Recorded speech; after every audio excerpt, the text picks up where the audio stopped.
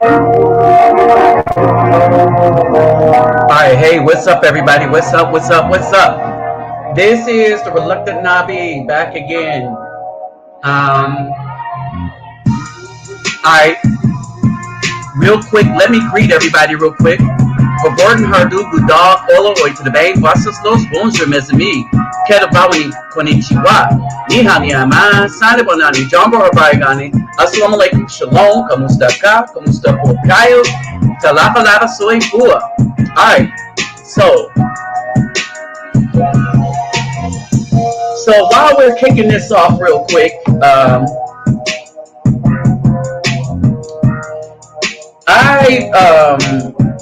I keep forgetting about my brethren in the Facebook groups, and so for many of you,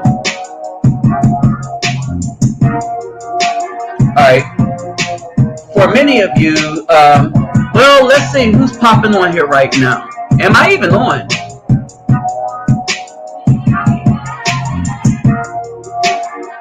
All right, this is strange. Let me see if you can even see me, because some of the time they just be shadow banning the hell out of me.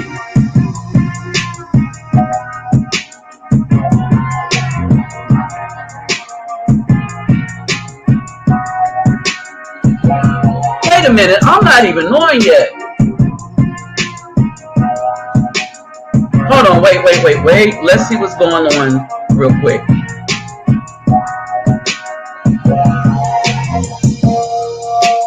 Let me see what's going on real quick.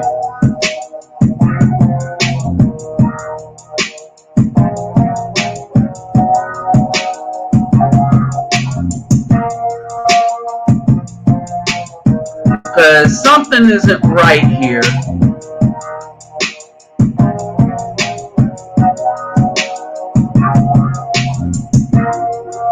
Alright, something just isn't right.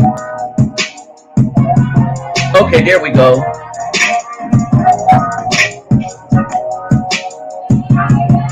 Alright.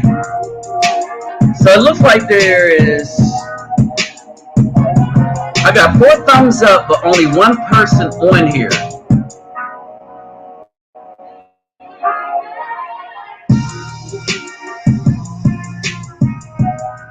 Alright, so...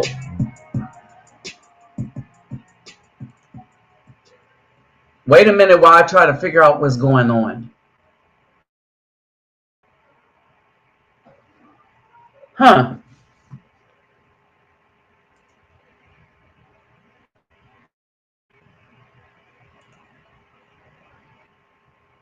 Am I effectively being blocked from coming on?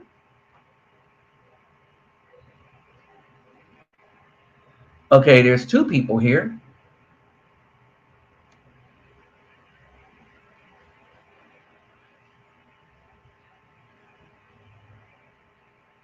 All right, that's off.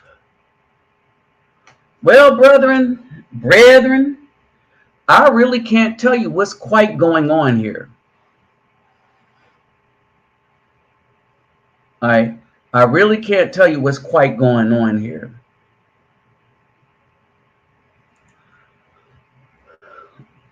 Let me see what I have here. Wow, I have no internet. Or do I? All right, so I have the internet.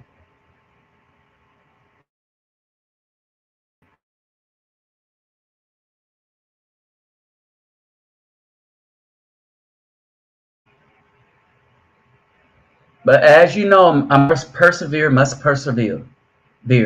All right. So let's flip this around a little bit.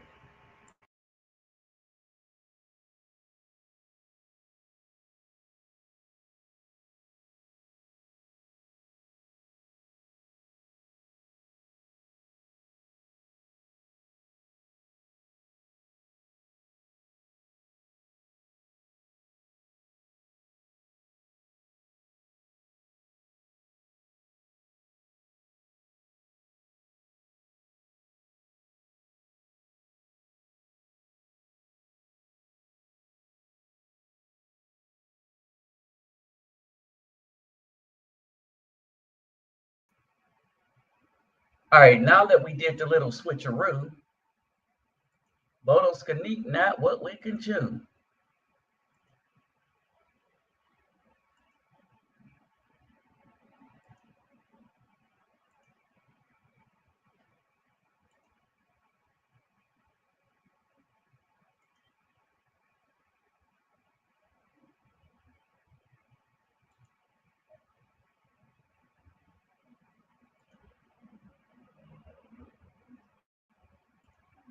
All right, so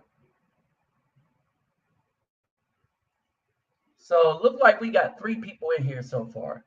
Um, and I kind of dropped the ball in that I didn't get around to all of the groups, right, about this. So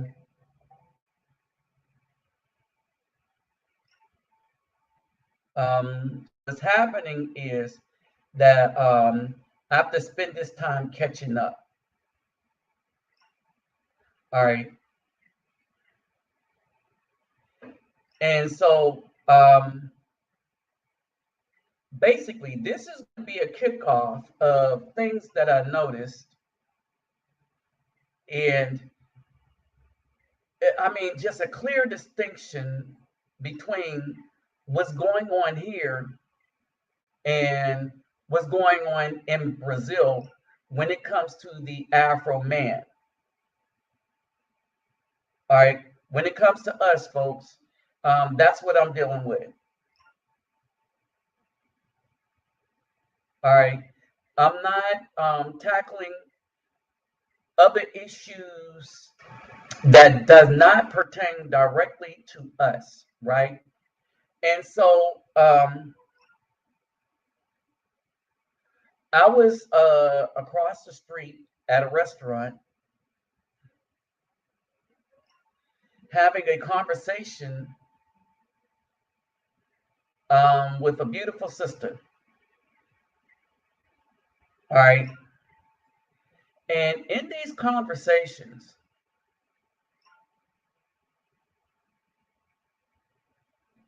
right? In these conversations, you learn a lot about the place and the people.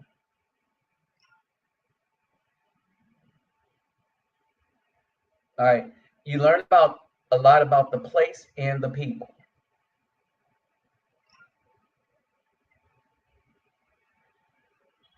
So as I get these more notices out, um, this is a funny thing. So, brothers, I got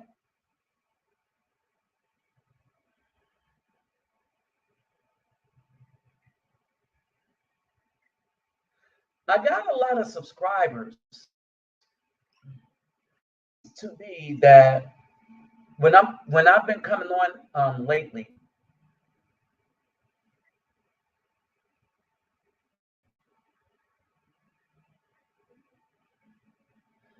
Okay.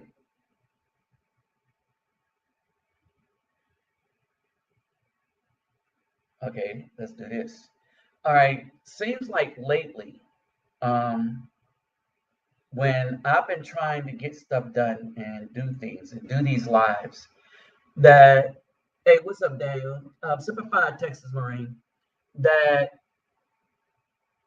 there's been an extreme amount of blockage.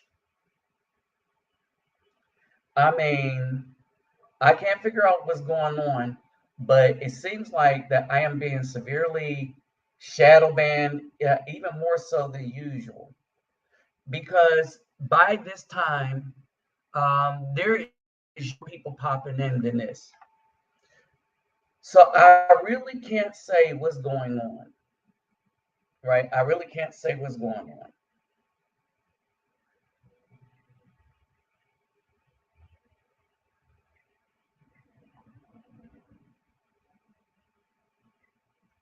I really can't say what's going on. But hold on. Here we go. But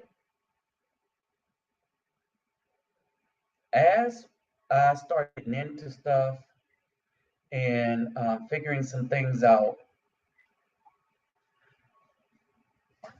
there's a lot of information that people are trying to keep hidden from people.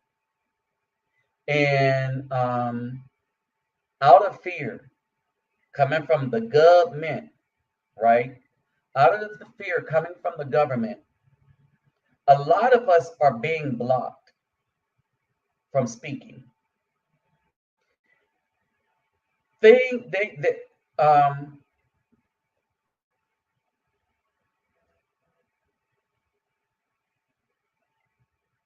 okay. All right, brother Dwight got good news. All right. Things are going on and things are getting so bad. All right. Things are getting so bad in the US and everywhere else, right? That everyone in the United States seemed to be panicking. All right. And part of the panic is that the people that made something, right, they're not staying there. They're not staying in the US anymore. They out of there. They out here. All right.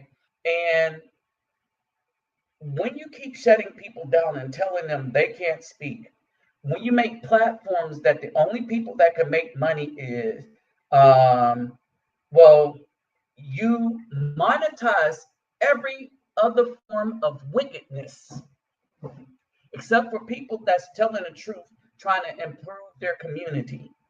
When that is your MO, all right, when that is your MO, then there is a serious problem. There is a serious problem. And it's not with the people you're blocking. All right. So basically, what's going on is that people have gotten sick and tired. Bottom line, everyone in the United States is sick and tired of the Black women in the United States. People are sick and tired of the government in the United States. And even the people working in the government are sick and tired of the government. That's bad when you work in the government and you're sick and tired of the government that you're working in. Because the dude that you support, is such a disaster. And you supported it because everybody believed that they could pull the shade over people's eyes. All right. And now they're figuring out that that shade pulling, no, is not going to be effective. Now, let me ask y'all real quick. How many of you got the notices from YouTube that I was going live? And how many of you only got, there's 4 of y'all in here right now, but I think this is kind of, strange that in all of this, right? In all of this, only 4 people show up. And y'all know that I usually have way more than 4 people here. And so it looks like this channel is being shadow banned again. And I can only think that it's a personal thing that somebody is shadowing me. That somebody from Google that still works there. And so, well, this is how racism works in the United States, y'all.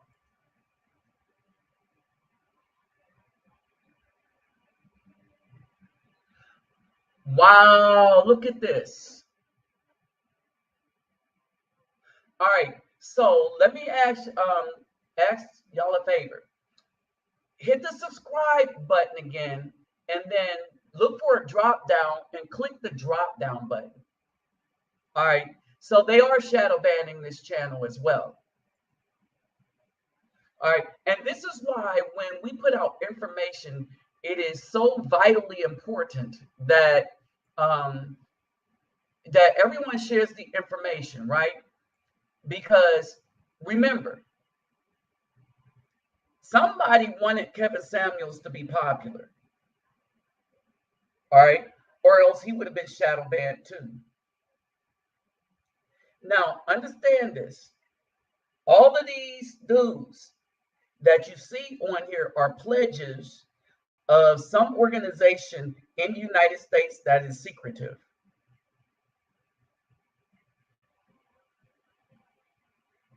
So I want y'all to understand that. These dudes that,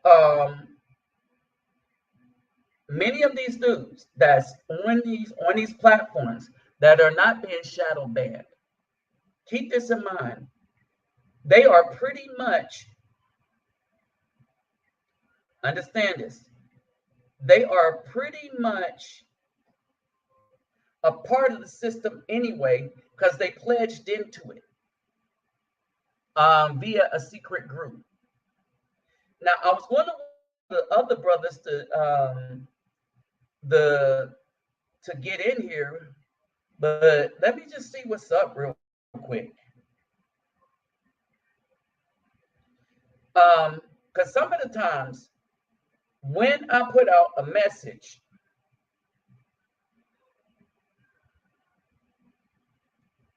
when I put out messages, right?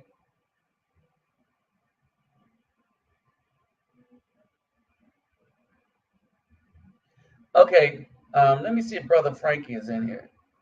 Hey, Brother Frankie, if you're in here, hold on. Are you in the live?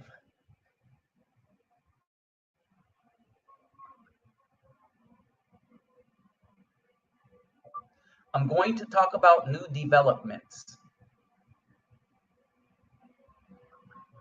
Okay, so first, let's kick it off with new developments, all right? So basically, this is what's going on real quick.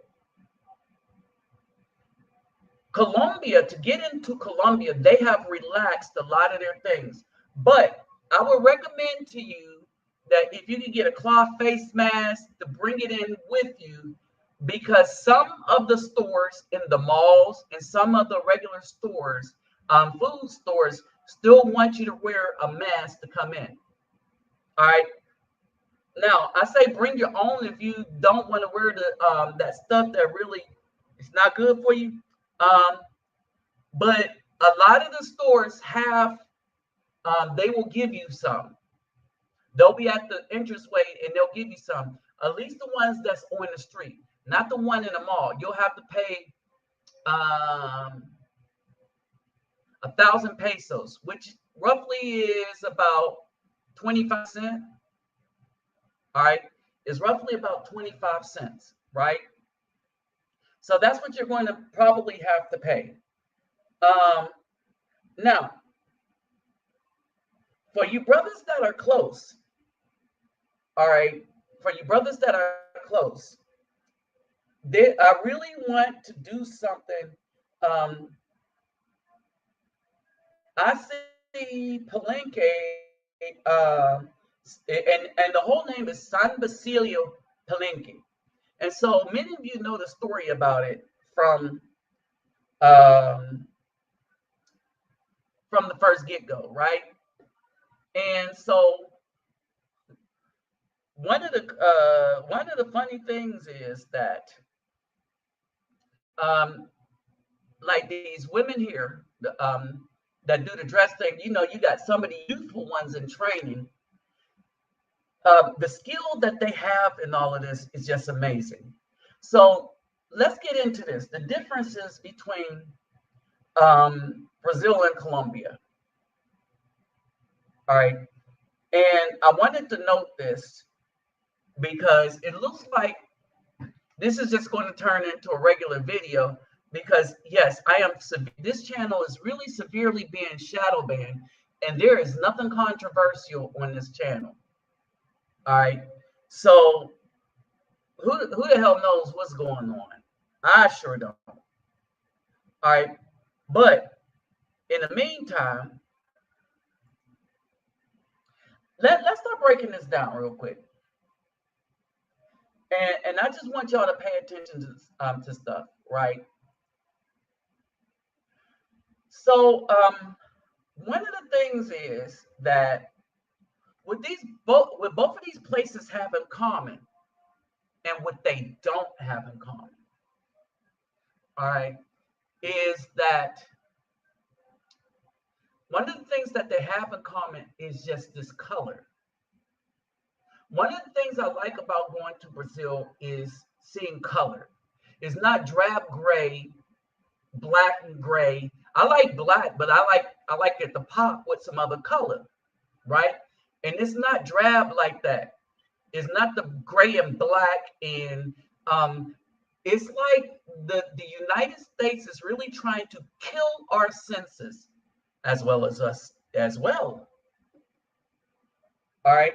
But it's like they're trying to kill our senses. All right. And this is where where I am with that. That our senses are being dulled.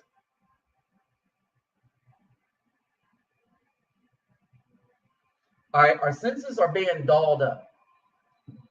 And so our sense of taste, our food tastes dead. That's the best way for me to say it. Our food tastes dead.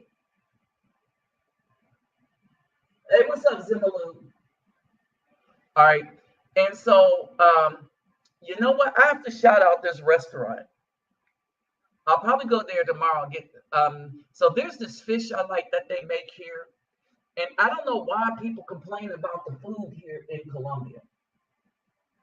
All right. Because man, that fish stuff, they like, oh, it's not Spanish. I'm like, oh, I don't have a problem with it, right?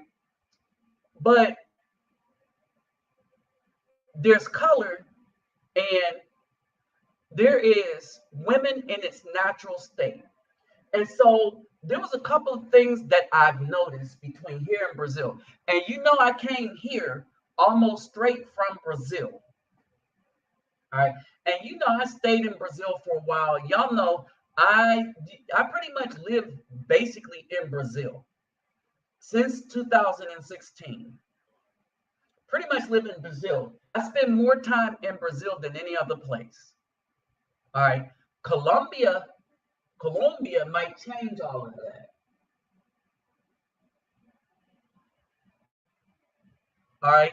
Colombia may change all of that. And so a couple of things that I wanted to touch on here as I talk about this, right? And the differences is going to be in relationship,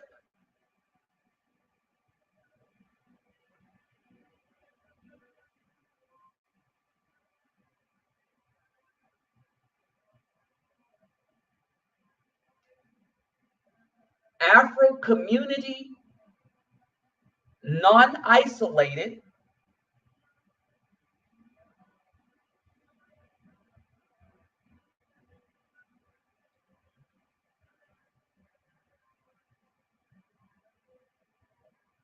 the hustle environment, all right, the hustle environment,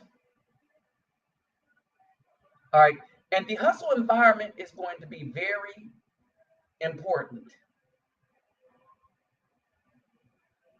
as far as the distinction, period. The relative relationship that I see between Afro Cuban or Colombiano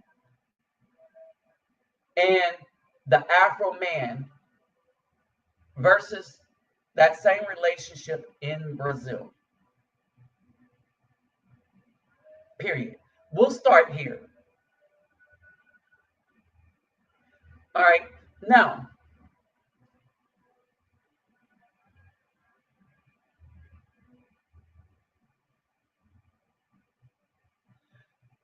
as in the difference here that we're going to start with is relationship and community relationship. The relationship to the community and community relationship. Man, I love these colors. All right. And they are really very vibrant. Right. Now, this is too vibrant, but it gives you the picture that yes, they are very vibrant in these colors. Right. And this is something that I would see in Brazil. This right here is something that I would see in Brazil that I am not seeing anywhere in Colombia, even in Medellin. You know, blonde haired black women or women walking around with women. All right. And again, we're in spots where there's that color thing.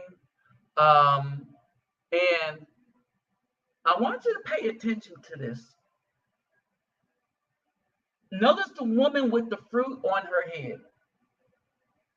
All right. Notice the woman with the fruit on her head. Right.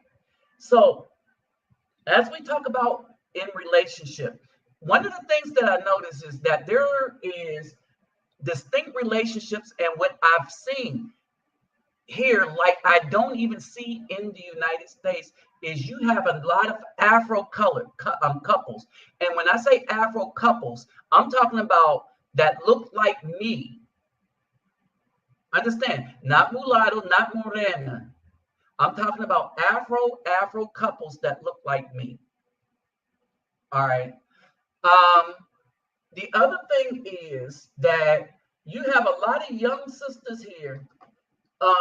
They hunting. They looking. They're looking for that husband thing. But I would still back away just a tad until you find out what the laws are here. Now, what I do get the sense of is, and some of y'all remember some of the conversations that I had with the Brazilian brothers, with the Uber drivers, with the dudes in the barber shop, all right, in the favelas, um, and basically, in general, you're lucky if you find a brasileiro that's going to be faithful, marriage material. That's going to be like that. And as we were discussing in Brazil, especially if y'all remember in the barbershop when we was discussing it, and with the Uber drivers, and remember the taxi drivers when I first went down there, the first couple of times that I went down there, right? So as the men had this discussion, um, there had been a distinct change that even I wasn't aware of because I wasn't aware of things, how things were before the Olympics. Now, as you know, Brazil, unlike Colombia, they had the World Cup, and then back to back, they had the Olympics right after the World Cup. So they were flooded with a lot of people from other countries, all right, in Brazil. So they became cosmopolitan like overnight in a year. And remember, what got me started in doing things for the Brazilians was that when I first went down there, that was when they bulldozed all them homes to make the Olympic kind of thing.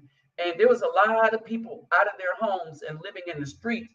And that's how I got in touch with Selma and got involved with the NGO in Villa Alianza. Hey, what's up, Dupree? Let's see who else popped in. All right. So now,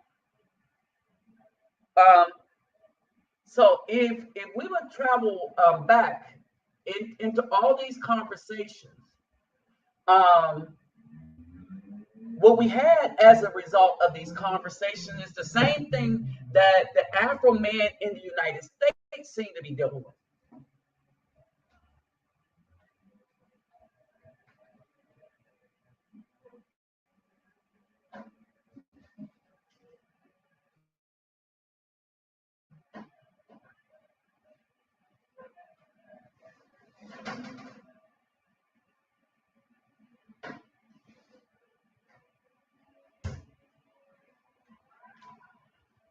Now, there's another thing that I want you to understand too.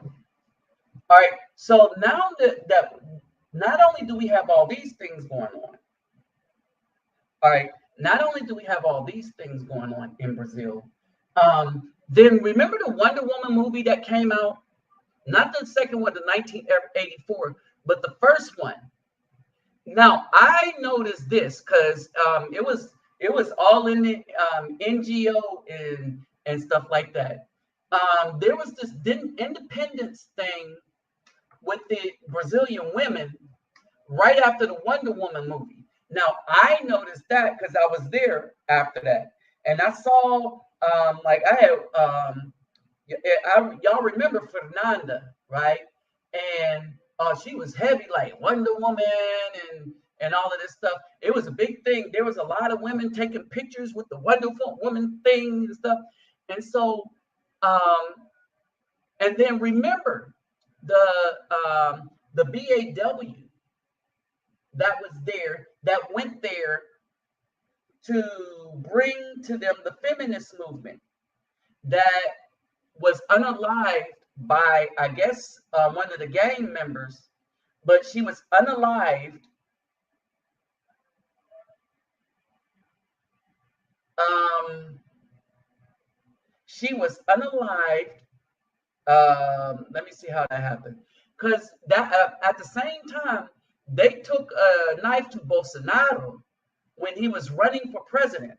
So I was there for that too. So I mean, so you had a lot of stuff going on where people was not happy with the direction that Brazil was headed in. And when I say people, I'm talking primarily the men. All right, and the men were like, and the men have gone MGTOW in Brazil, a lot of them, right? And that is because of all of this. And so it's like Brazil became a microcosm of the United States. And so some of y'all remember the conversation um, that I was having with a Brazilian, and I don't know if it was Selma, but y'all remember the conversation I was having when they said, you know, that Brazil watches the United States closer than you know.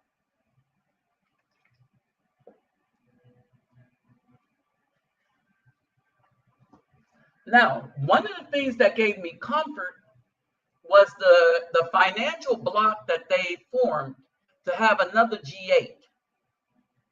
So I was like, okay, hooray.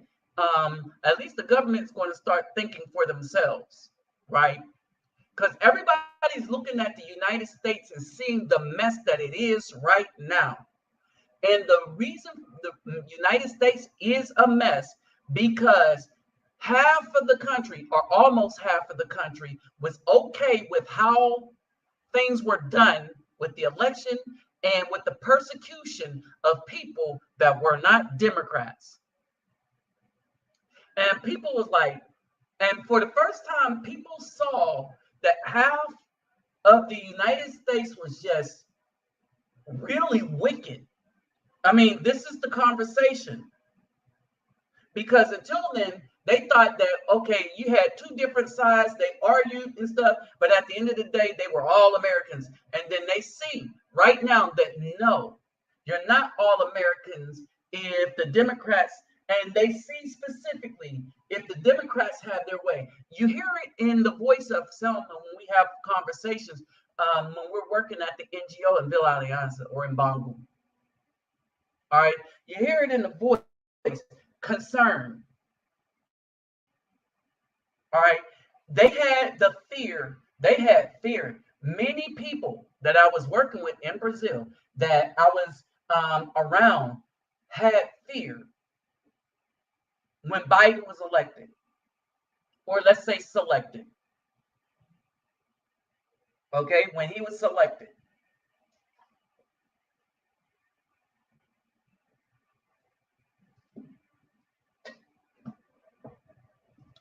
Now, during this time period, as y'all know, I started to come to Colombia. And the reason why I came to Colombia was specifically to get a feel of the place and figure out where Palenque was. Because that was the trip that I wanted to make.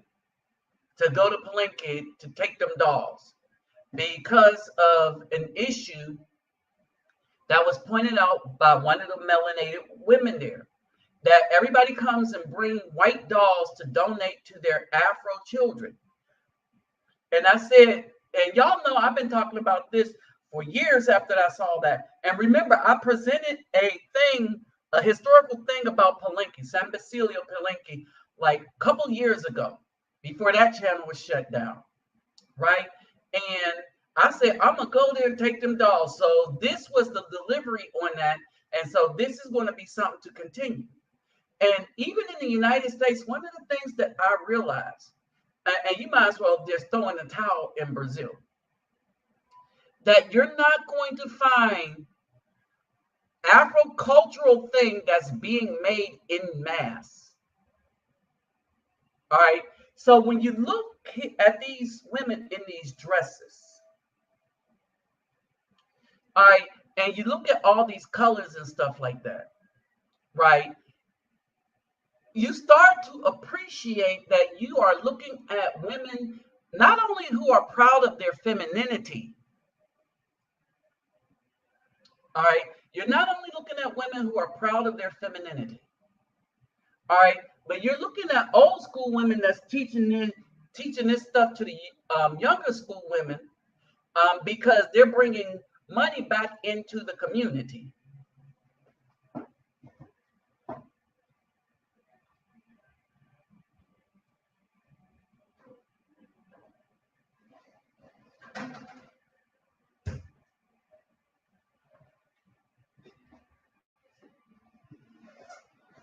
Now, I had to think about this for a minute. And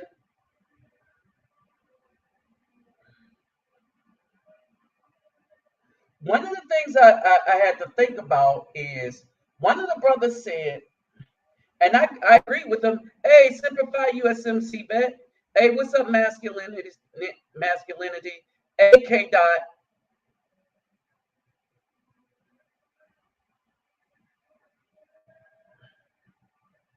All right. So one of the things that I start thinking about is you got all these people here, and this is what I've noticed. This is what I've noticed. In Medellin, Barranquilla, Cartagena, San Marcos. Gotta roll my R's. Y'all, I gotta practice saying stuff while I'm saying it. All right. That you will find dark melanated people proud to be darkly melanated. All right. And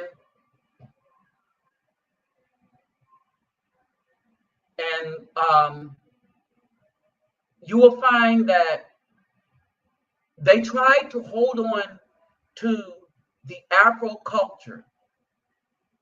All right.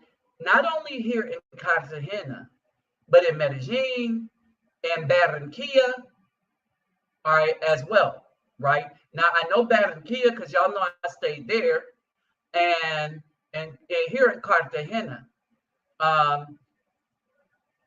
know that, you know, I have built a relationship up with some of the people here. and we'll get into that in a minute.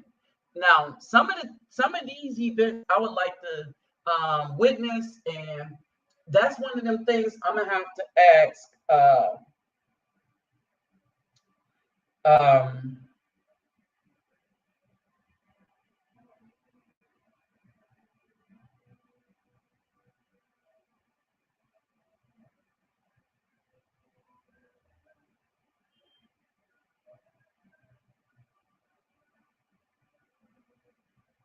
oh yeah, we'll talk about that in a minute. K. Dot, the divested black women. Okay. Oh, that's the other thing. We're going to talk about why that ain't working for them. All right. And so basically, this is what we have, right?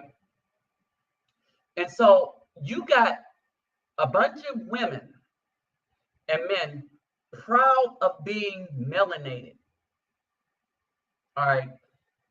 Now, remember the lady with the fruit basket on her head that I was taking a picture with? So they sat me down, and so Brother Texas Marine is going to roll down there. Hopefully, Brother Frankie can roll down here. And so, hold on, let me hit him up real quick.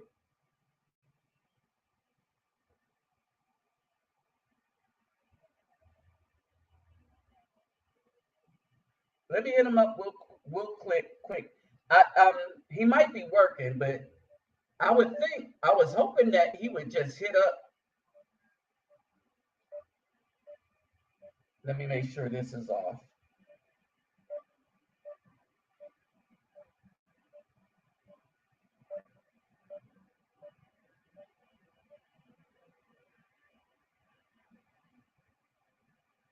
All right, let me try it again.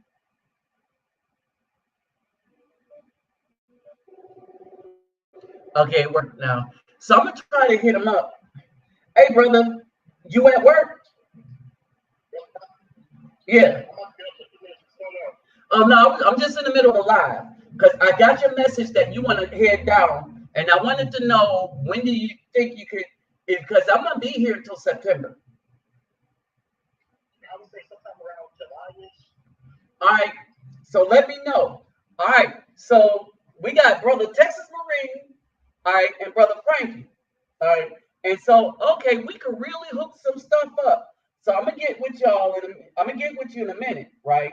So let me get back into this live.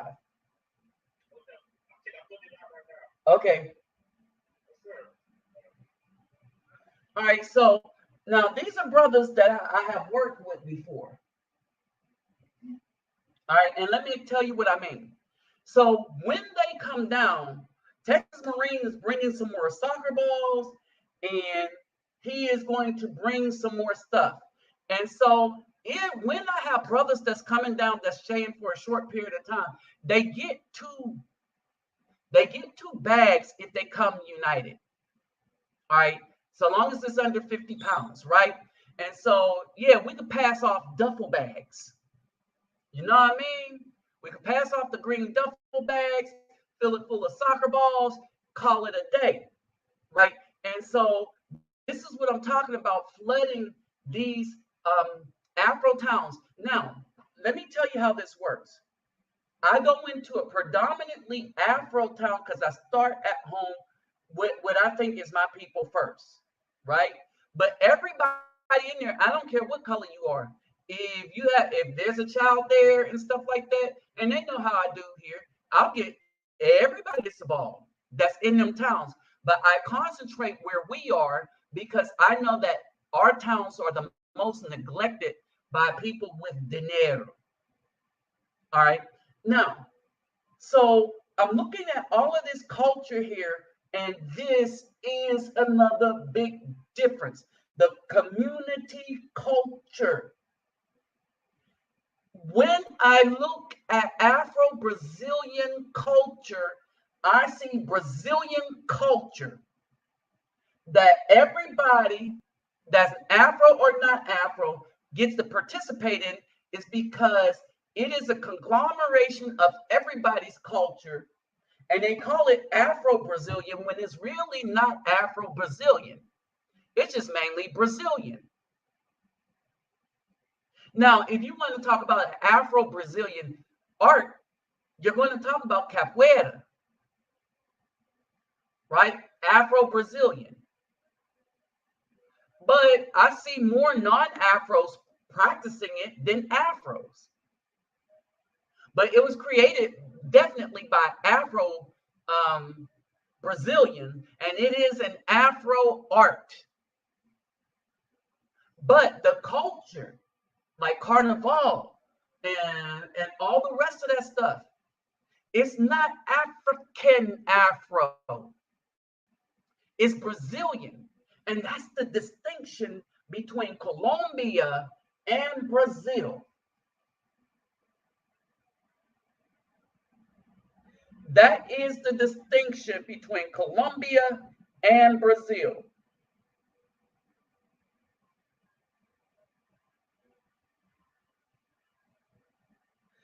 The distinction is this, that the Colombian culture is Colombian and solely Afro.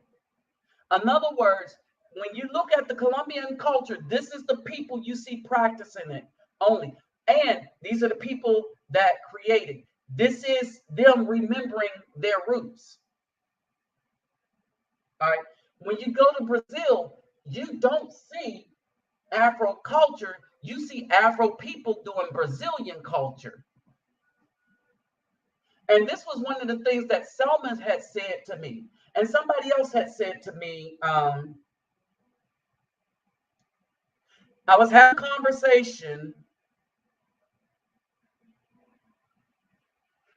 I'm trying to remember. I might have put it up on a video, but somebody else that I was talking to, I don't, and maybe not in Villa Alianza, but maybe in Nova London. Because it could have been me and my friends in Nova London that we were talking about it, right?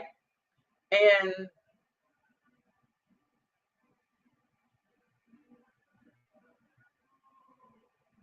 I can't remember, but the discussion was that everybody in Brazil that has the culture as if it's the Brazil national culture. That's the difference right there.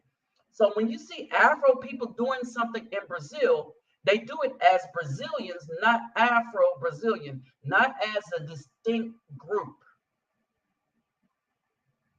Like people participate in St. Patrick's Day parade, but everybody know it's the Irish. That's why they get green and stuff like that, right? And then they go out and get drinks and get the green drinks and stuff like that. So everybody is a part of it, but they understand it to be totally Irish culture.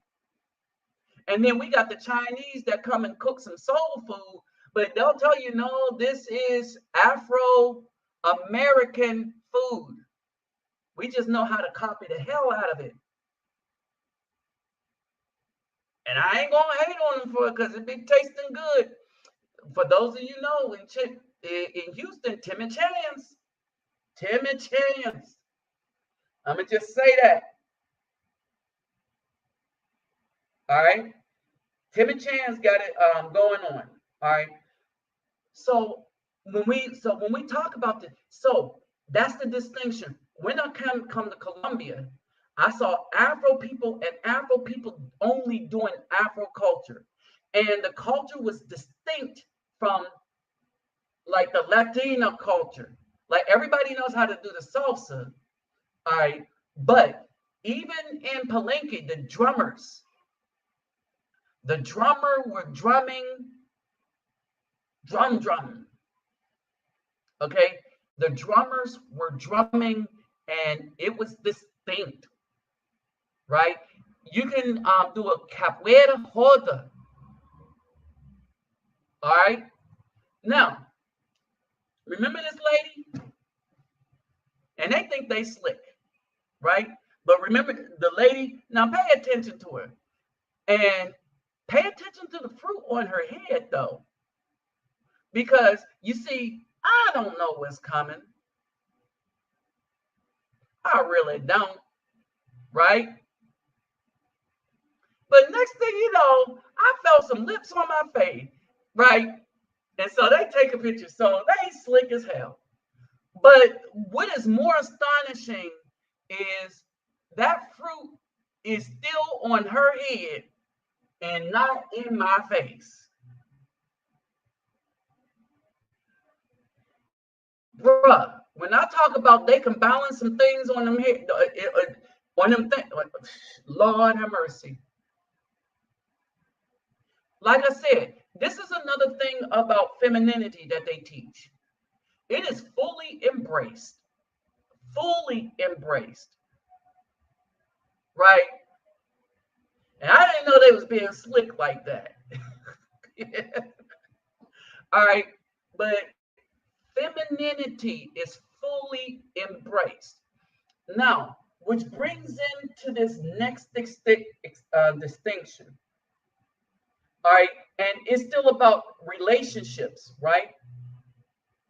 In Brazil, on the train, everywhere, in your face, downtown, there was a lot of women relationship.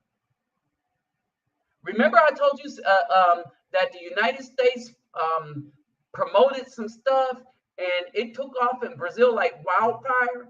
Um, and y'all could some of the times when I'm talking to y'all on the when I'm on the train, more so than the metro. All right, because the metro only goes to um, Oceana to Uruguayana, and from Botafogo to Pavuna. All right. So the green train and the red train, that's the ones I know, right? And those are the places that hit all the spots where you want to get off and go to the popular beaches or beach heads or whatever. And the other one, like going to like Cuela Neto, Cuela Neto, all right, up in that area. All right, those are all towns along that area, right? And so basically, I don't see it there, but when I'm on the train, especially when I was in Nova Iguazu, on the train to Nova Iguazu, on the train to Deodoro, all these places, right? I saw women on women relationship. I don't see this hardly at all. As a matter of fact, I have yet to see it in Colombia. I see mainly, as far as relationship, man to woman. I don't see any of the other alphabet crap in Colombia. I just don't see it. I'm not going to say it don't exist because I believe it exists because, like I said, I don't believe in absolutes. I'm saying that I do not see it. I've been here for the last 2 years. I've been in Colombia half the time year and in Brazil half the year. And day one of Brazil, you just see it all the time on the train. All right. What you don't see is one woman dressed like a dude and the other woman dressed like a female. They both dress like little dainty females. So they're both dressed like females, right? You'll see a lot of the dude, LG, alphabet, QRSWTY, whatever, right? You'll see all that in Brazil, right? And the distinction is they have their area. There are some that live in the favelas, but they ain't out there like that in the favelas because the favelas ain't playing that. Like in Nova London, nope. Villa Alianza, nope. Villa Kennedy, nope. Inside the favelas, all right, and more or less in Bangu, I don't see that as part of that community either in anywhere near the favela. Now, I know dudes that go on that side, but what I am saying is they exist, but they're not putting themselves on display like that inside the favela. In other words, whatever they decide to do, they keep it in their home, whatever. They ain't trying to ram nothing down nobody's throat, because the favela don't play that. All right. And everybody, people know who they are. It's just that they don't put themselves out there like that. All right. Because of the type of community that you have in the favelas. Hey, what's up, Captain Marvel? All right. And so basically, that's what you got going on. All right. So these are some of the things that I noticed when we talk about the distinction between, and here's another thing. All right. As we come back to this and come back here. All right. In Brazil, once you get a girlfriend, they think the affection is going to be there. Unlike the United States, the affection is going to be there for as long as she's with you, which might not be long, but while she's with you, it's going to be you know what I mean? All right. And when these women get to know you, the affection is going to be there as well. This is something, and this might be Latino culture or whatever. Or it might be they haven't been tainted that far yet by the United States where they don't want to show a brother any affection. Right? And so basically, the affection is there. All right. And this is why I keep telling brothers, and if brothers truly are down for Afroism, Afro people, then this would be the spot. Okay? It would be the spot, right? But brothers ain't really down for Afro. And I'll explain that in a minute. Just hold that thought. All right. The other thing is, this is the Torre de Reloj. So learn to pronounce it like that. Clock tower ain't going to work. So learn to pronounce Torre de Reloj. Right? Because that's what this is. If you want to get to it, you need to call it by that name. Learn it by that name. Once you get in it, there's probably going to be some people that speak English that can help you get around. But if you get asked a taxi driver and you want to get there without being driven around, act like you know where you want to go to. Torre de Reloj. De Reloj. Torre de Reloj. Okay.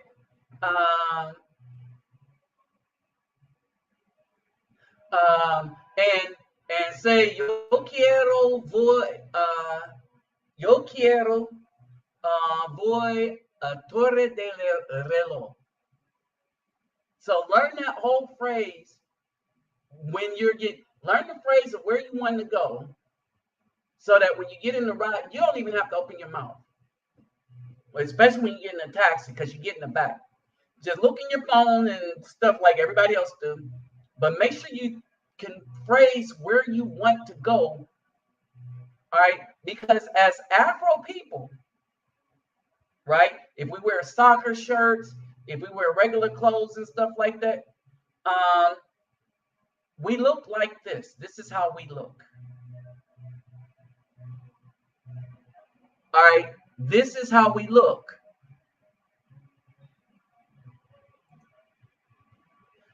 And one of the things is that let's see what K-Dot had to say. Okay.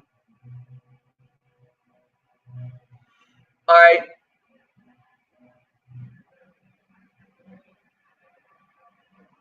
Here we go. Now, here's the thing. We already know that this is our adversaries, that the BAW is our adversary.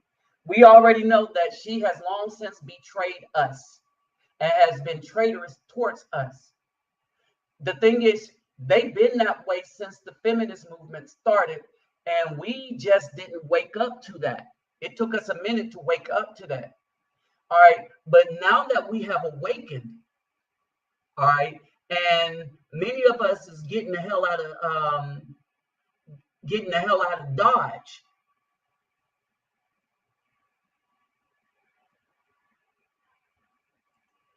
All right.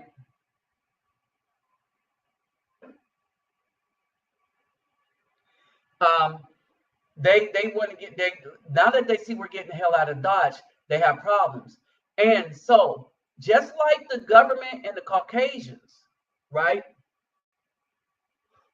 One of the things that they've done is lied on the Afro men.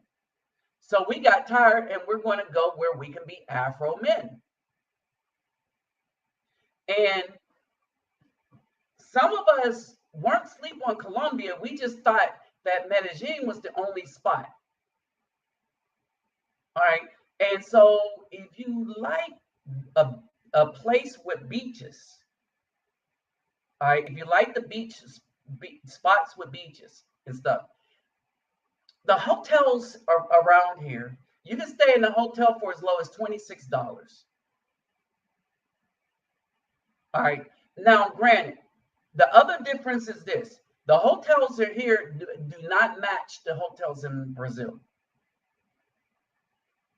Okay. The breakfast in Brazil, y'all seen how Brazil give you the breakfast. In Colombia, they give you what they're going to give you for the day. They'll make you a plate, but at least they make your plate and they'll serve you. Brazil, they have a buffet, a breakfast buffet. You fill yourself up, right? That's how they do in Brazil, right? And so, um,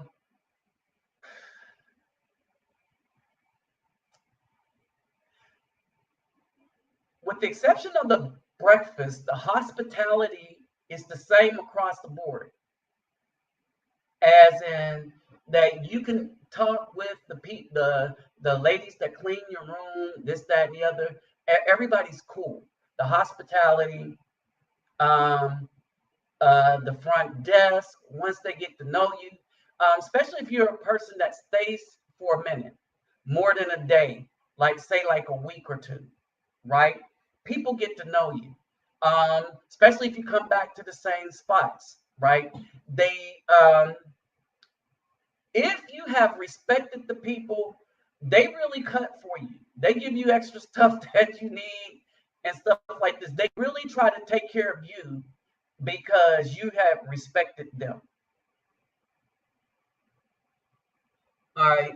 And so that's one of the things.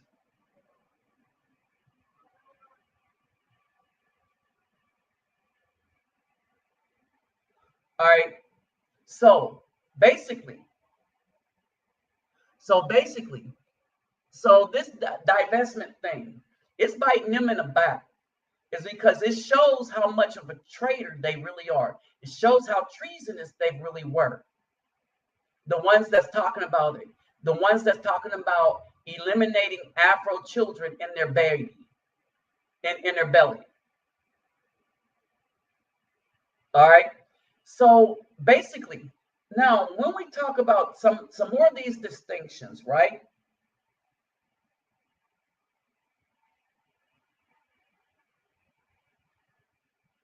Is the hustle environment. Now, the hustle environment is different. And here, I don't like it. All right. I do not like it at all. Now, some of y'all will see me on the train in Brazil when I'm headed to Bangu. And they'll come and they'll go walk up and down the train. Hey, you want this thing? You want this thing? House, house. Eh, refrigerante, coco, brana, Branada, I forget their beer, right? But when they're doing it, and if you don't want any, they're not going to stand over you and try to force you to just want something. They look See if somebody raised their hand and they keep walking. One of the things I don't like here is the people that's trying to hustle up change. They will come while you're eating or while you're eating with your family and ask you for money while you're putting food in your mouth here. That's an interruption that I don't care how hungry somebody is in Brazil, they just don't do. They do not cross the personal space line at all in Brazil. Here in Colombia, they trample all over it. All right. The other thing is, if you give them something, they'll stand there like, "This all you want to give me?" And you just got to look back at them like, "Yep, that's it." Right? In Brazil, if you give them children anything, they happy. If you give anybody anything, they happy. They'll wait. They'll hit the next person up. All right. They'll accumulate more and change because they're respectful for it than I think these hustlers do here. When you go to the Torre de Reloj, even there, they'll push, push, push. But see, that's different. They're trying to sell some stuff, right? And so they do hard sales there. I can respect that because you're trying to sell some stuff, right? And so I just tell them no. And as many times as I ask, that's how many times I tell them no. Now, if I want something, I know where to go. All right, so that's the difference. If I want something, I know where to go. And so I'll go there and get that thing that I want. All right, so that's the thing about them hard selling, that when I do want it, I know who to go get it from. All right, and so this is the distinction, right? Now,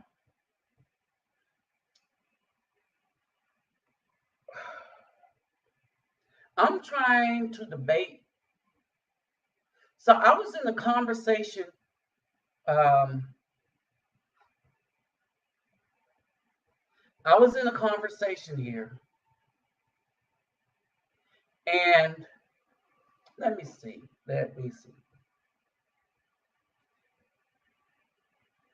Oh Lord.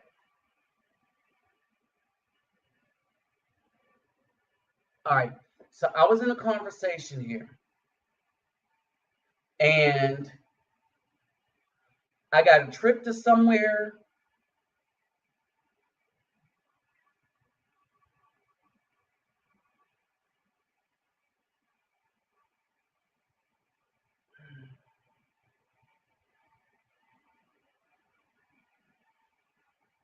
Hold on. I'm trying not to speak with anybody in Brazil because I'm trying not to speak Portuguese. And I'm trying to stay on my Spanish kick because I keep switching to Portuguese in mid-sentence. And the dude that works the front desk, we just have whole conversations in Portuguese and stuff. I said, "Dude, we need to start speaking Spanish because I'm not going to remember." But anyway, so we trying to work that out. But as I talk with my brothers, I'm talking with the brothers in Novalanda. But anyway, so as I talk with them, so these are some of the things that I've noticed, right?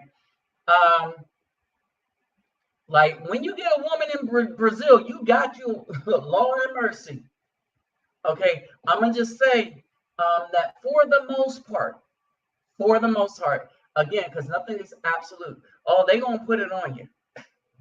That's what I'm saying. They're gonna put it on you. But then again, you have to deal with some other stuff. Remember, Brazil is a big men going their own way kind of place. All right, it's a men big going their own way kind of place. So, and here in Colombia, and this is going to be funny, that my past relationships here, I thought was with Colombian women. Nope. They were all from Venezuela, with the exception of the really dark skinned woman. And the really dark skinned I mean, she was darker than me, but man, she was beautiful, right? The issue was she was just full of them girly games. She was just full of games. And when she pretended to be another woman, and I knew it was her when she pretended to be another woman. And here's the sad part. I wasn't like if I'm with a woman, right? One, I let them know that that monogamy, I know. No, monogamy is not how we're supposed to be. However, polygamy is not for me because I'm just too busy. I'm doing a bunch of stuff, right? So it's not for me. So when I'm with a woman, I'm pretty much with that woman, right? So don't play games with me because I know you playing games. And when you know too many details about me, because I don't really have time for the BS, I don't have time for multiple women, right? Then I know it's you. Because only you know them things and stuff like that. And that a woman that's just passed. So don't try to fake like you somebody else and think that's going to work on me. But what it did get her was fired.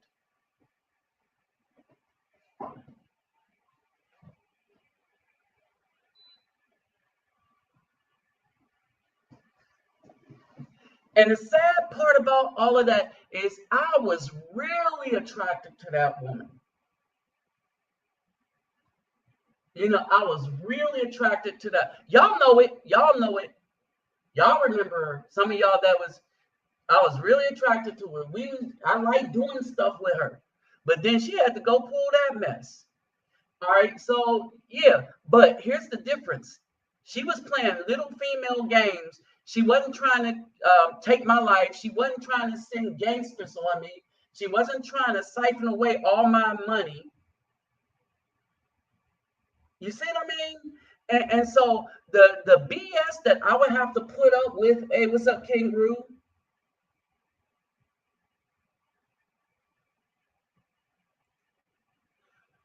Okay, for the 100th time, y'all.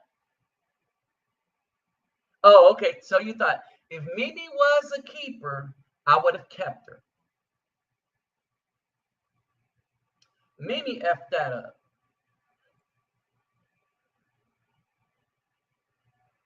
Now, Mimi's still trying to get at me, but she effed that up.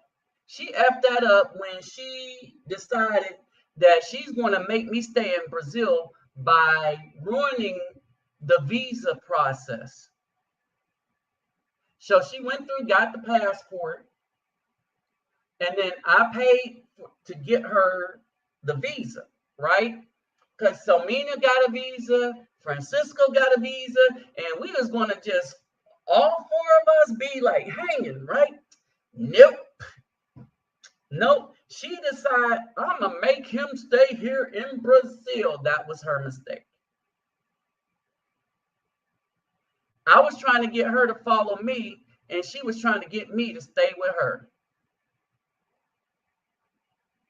and follow her and her church members. All right. Now, let me say this. Because of the nature of the relationships that I have or have had, right? I don't, it ain't like I got to stay away. Oh, Lord, I got to and put out a restraining order or anything. Nothing like that. If her mom asks me for stuff and she lives with her mom or her mom lives with her, but if her mom asks me for stuff, I'm going to bring it. Because these people have been nothing but kind to me. Like I said, in Brazil, once you have friends, though, once you have friends in Brazil, they your friends. Okay? And y'all remember, I was just over one of the friends' house for a party. Because once you have friends in Brazil, they your friends. It seems like they your friends for life. All right? And that's the one thing that I don't know that I can say about Colombia yet. And that's an important difference, because my friends in Brazil are my friends. Test the time. You know, it stood the test of time. In Colombia, I'm just making friends. Now, here's the other thing. How do I know they're my friends? If something went wrong, now I hope it wouldn't go this wrong, but if something went wrong and I needed to stay somewhere, all I got to do is just hop on or hop in an Uber and just go to Mimi's house. Period. That's all I got to do.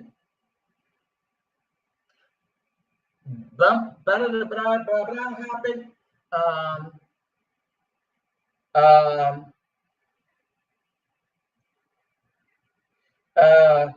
Can I stay here?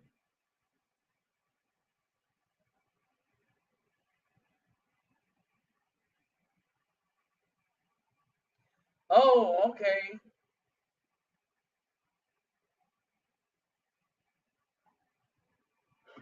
Hey, the wife's been missing for a minute because his dad was under the knife, basically, and his dad came home today. So, hey, y'all, shout out to the brother when he gets here, because you know he's been very pressed.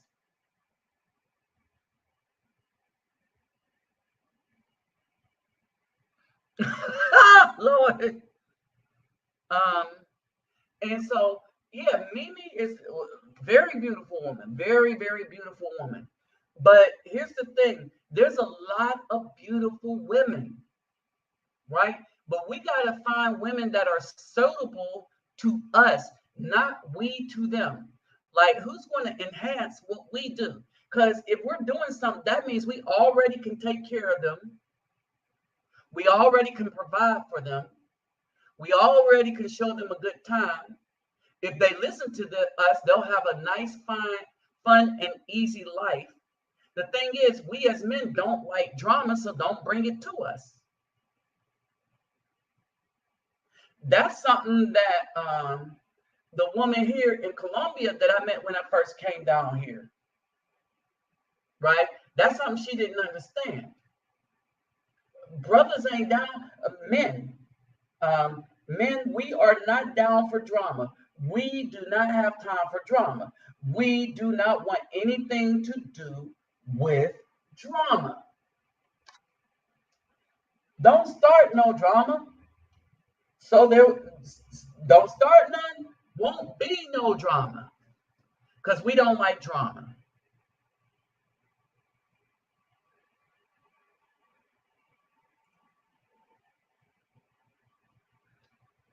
Yeah, it's good that his pop made it home. All right. And so basically, this is where we are. All right. This is where we are. So I come here, get hooked up again, right? And which gets into another thing, that these women here, all right, these women here, they really know how to take care of a brother. All right, these women here really know how to take care of a brother. Sit straight. All right, they really know how to take care of a brother here. They really do. And when you find one here, yeah, Lord of mercy, yes, they do know how to take care of a brother. And so the thing is, how many women that are left in the United States that even want to take care of the needs of a brother? All right. Will they be too busy doing their own thing? All right. So remember, the BAW in the United States have become, like men, only worse. All right. That men when we make money, when we do things, when we gather strength, when we exercise, all right, we make ourselves a bit, um, we make ourselves able to protect and provide. We fulfill our roles as men. And now the women think that they could fulfill the roles as men. But then when they say, okay, we got the money part down, well, then now who's going to protect us? They made enemies of their protector.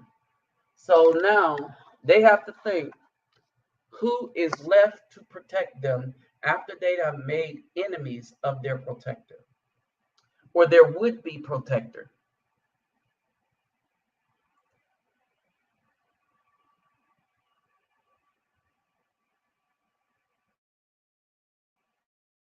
Oh yeah, yep. The wife's dad is a bad mofo. Better shut your mouth. Oh yes, he is. Right? And yeah, his dad is something. All right. So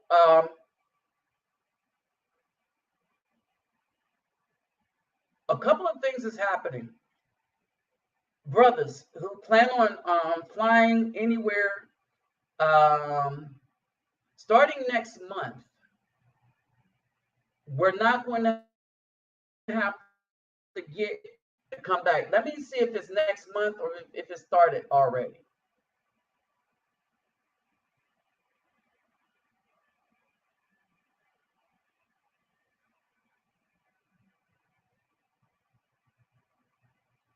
Let me see. Wait a minute.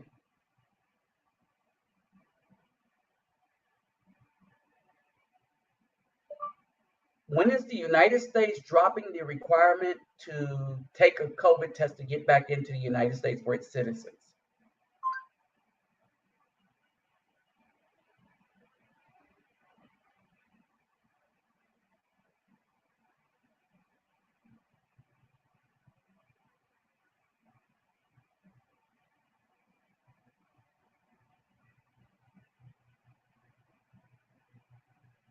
Okay, so in the news, the U.S. drops COVID test requirements. Oh, they did it this month. All right. So in the media, see, according to CNBC, the Biden administration will drop the COVID-19 testing requirement for inbound air travel from abroad on Sunday, ending one of the longest running travel restrictions of the pandemic.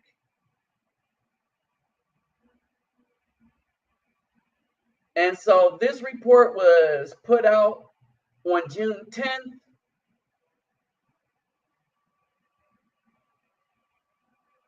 All right. So what's today? So it ended last Sunday. So the travel restrictions ended this Sunday that just passed.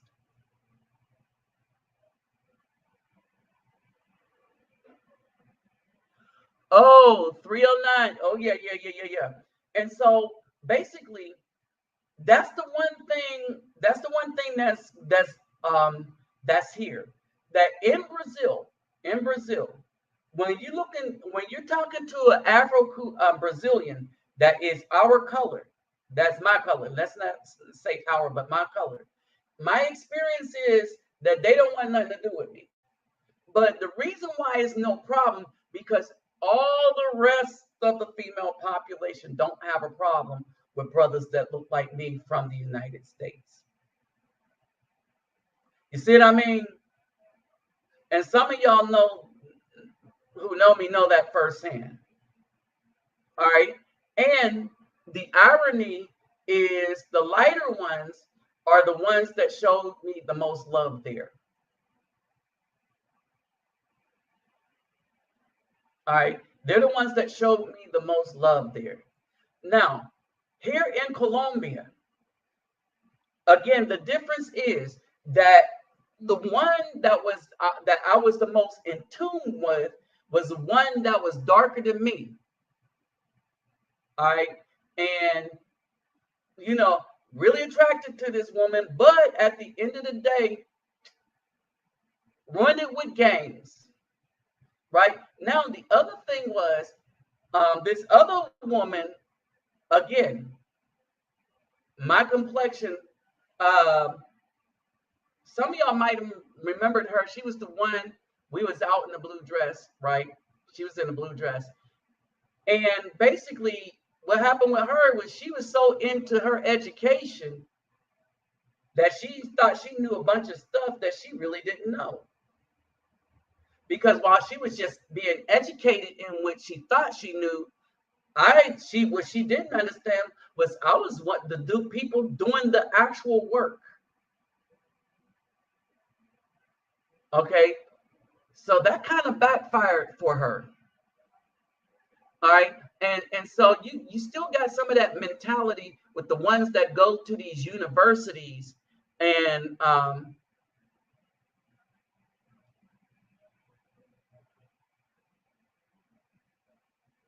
yes, the BAW in the United States have sided with and helped eliminate every good deed that the Afro man did. And now you see a lot of them on TikTok, Facebook, and Twitter trying to trash the legacy of the men that were assassinated by our government. All right, and this is the American black woman. Regardless of where I say in ways that the Afro-Brazilian woman is kind of, approaching that kind of thing. The one thing I've never seen them do is actively go and try to sabotage their men for death or failure.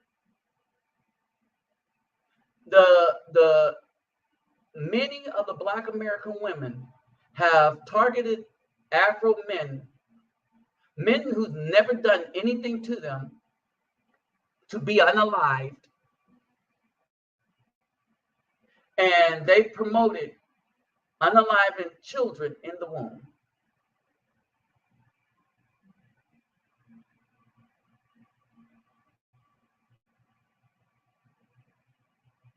All right, and so this is where we at. This is where we are, people. This is where we are, and this is why we keep saying that you need to get passports and check out. Colombia is a cheap place to go, and maybe the more of the part of the community you become, it will increase your ability. All right, it may increase your ability to.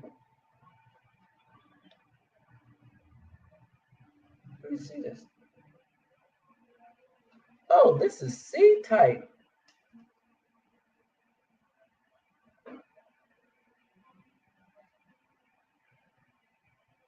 Hold on for a second, y'all. Oh, wow.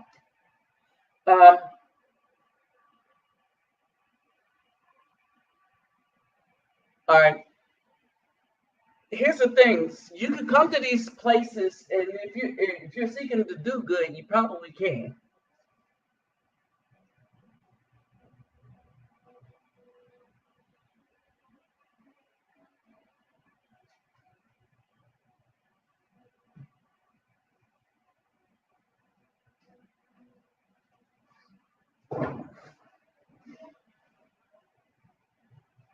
All right.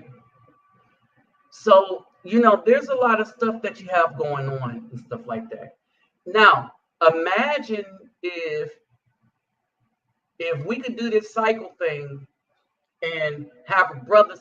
And I will say this too for this area. When we go into Palenque, all right, they have no police because they're their own police. They don't use guns because they don't believe in taking the lives of their own people. All right. So when we go to these places and stuff like that, for those of y'all that's going to get involved or that want to come down and see some stuff, all right, or that want to come down and just hang out with the younger ladies in this crew, all right, that can happen. But we need to leave the BAW alone and come out and see how things are supposed to be, right? And if we can hook up with sisters in the United States or sisters in Brazil or sisters in Colombia, if we can find a sister, we will know how things are supposed to go. All right. We shouldn't need the Caucasian man leadership over anything. He's not our leader. Everything that they've done has been corruptive, or destructive to us as a people, even to their own selves as people. All right. And no, we don't need that anymore. Never needed it to begin with. All right. And so we have to recognize that a lot of stuff we don't need to be bothered with. All right. And so this is why when I lay out these things between Brazil and Colombia, and y'all know I'm just giving y'all the truth of what I see, the truth of conversations with other brothers that live in these places, not Afro people, but my friends, my Brazilian friends. All right. I don't know much about Colombia like I know Brazil. Right. And so saying what I have to say about Brazil, any day, I would pick that over the United States. I will put it like this. I miss Brazil when I'm not there, even given the condition that we see the woman falling in. Because in Brazil, that condition has the ability to self-correct.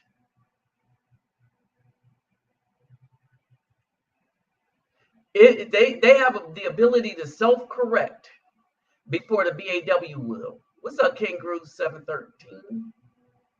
I don't know if I shouted you out yet. All right. And so that's the thing. All right. That in Brazil, I still pick them over the United States any day. All right. Because even when you look at it, all right, what was my beef with Mimi?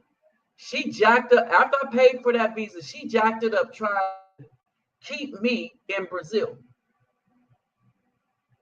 And then that thing she did that night, y'all know that while I was sleeping, woke up and no. Oh, hell to the no.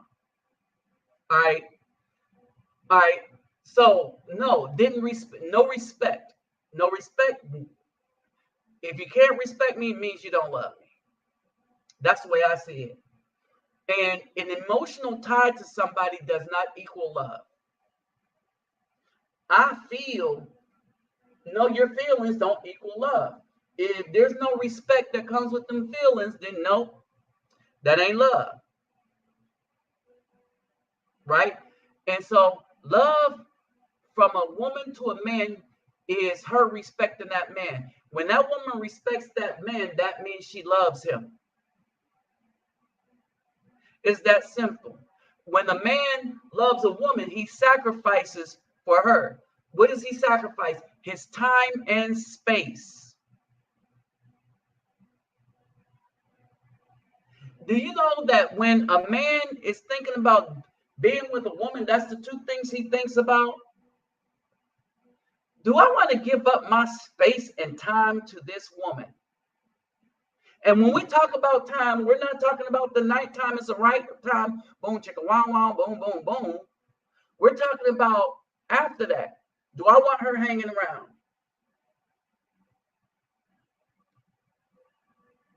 See what I mean? That's the hardest thing. Time and space. When a man loves a woman, he gives up his time and space. He said, okay, you could come into my peace. See, that's what love is. It's an action word. All right. A woman that can't respect a man is not worthy of his sacrifice and love. A woman that thinks she is a man is a woman that don't respect men. Any woman that thinks she could do the man's job is a woman that don't respect men. Let me say that again. Any woman that thinks she can do the man's job is a woman that don't respect men. And a woman that don't respect men don't love them either. A woman said it best. These women don't love men. They just want men so they can use them. There's no love there because there's no respect there. They have no respect for what men have done. They have no respect for the history of men. They have no respect for any of that. Yep.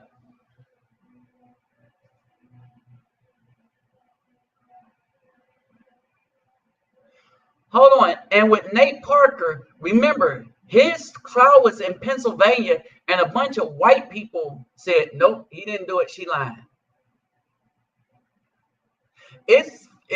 Look, this is a sad, it's always been sad that an Afro man could get better justice from the people that's trying not to give him justice than the BAW who keeps saying they have his back. Remember, most of the false charges have come from them when it comes to us. Has a lot to do with vicinity. But hey, there it is. All right. And so we're supposed to stand around and put up with that mess?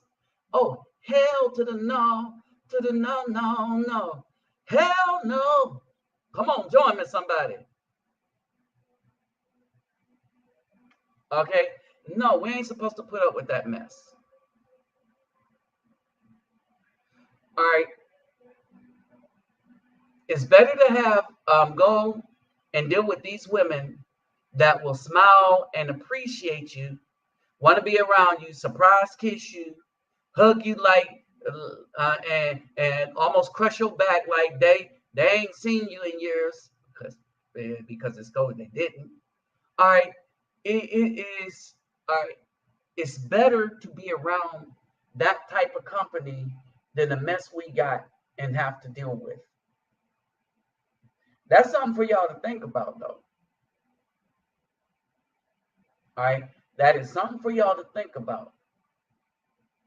Because at the end of the day, when we talk about these options, when you expand your options outside of the United States, when you go to Brazil, when you go to Colombia, when you go to Brazil, you know, especially at the night time, it's the right time. You know how a woman's supposed to treat you. And when you go to Brazil, you don't need the blue pill. All right, let me just put it like that. You don't need it. You don't need it. You be ready to go. You are they because they're sensual. When you do end up with one, they are sensual. But then again, the one woman in Colombia, the sister here in Colombia, she was sensual, and the other women I was with, well, they just happen to be Venezuelan. So I can't tell you about the brighter side of the Colombians. But if that woman from these women from Venezuela is an indication. Man, that's all I can say. This man. All right. So yeah, the women from Venezuela had it going on, and so basically when and then when you go home, you to the United States, you start to yourself. You know what? I don't need this BS, right? And that's what dignity, being treated with respect and dignity, will do for you. It'll keep you from tolerating BS from people who don't want to treat you with respect and dignity. Because quiet as it's kept, brothers, we ain't supposed to stand for that kind of mess. Now I'm gonna open this up to question and commentary. Oh,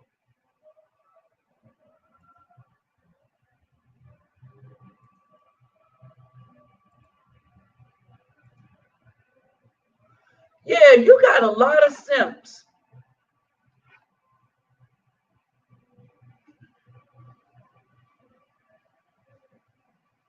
Yeah, yeah, yeah, that's basically it.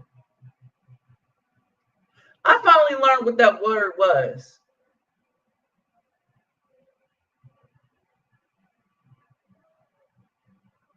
Hell yeah. I gotta put this up here. Yes, Lord. Yes, Lord. Yes, Lord. Cortez Smith. Yeah. You hit the nail on the head. Of all the issues I talked about when it comes to the so the if you want to join the panel real quick and leave have some commentary or some observations. But yeah, Cortez Smith, this is look, this is truth right here. This is truth right here. Now, in Colombia, again, let me say this. The women that I met in Colombia that I was in a relationship with outside of the Colombian woman, and even with her, oh Lord, didn't he?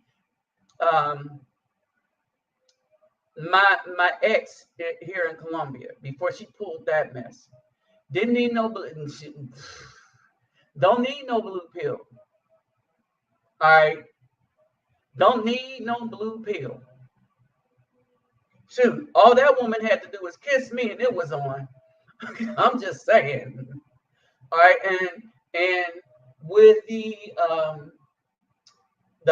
one with by the pool, she was from Venezuela. She was not from Colombia. And I'm like, man, what's up with the Venezuela? Look, what's up with the Venezuela women? All right, so that's who I'm meeting here in Colombia. And oh Lord, yeah, they blue pill too. But yeah, definitely for sure. Yeah, the Brazilian women are the blue pill. That's why you don't need the blue pill. All right, I'm gonna just keep it real.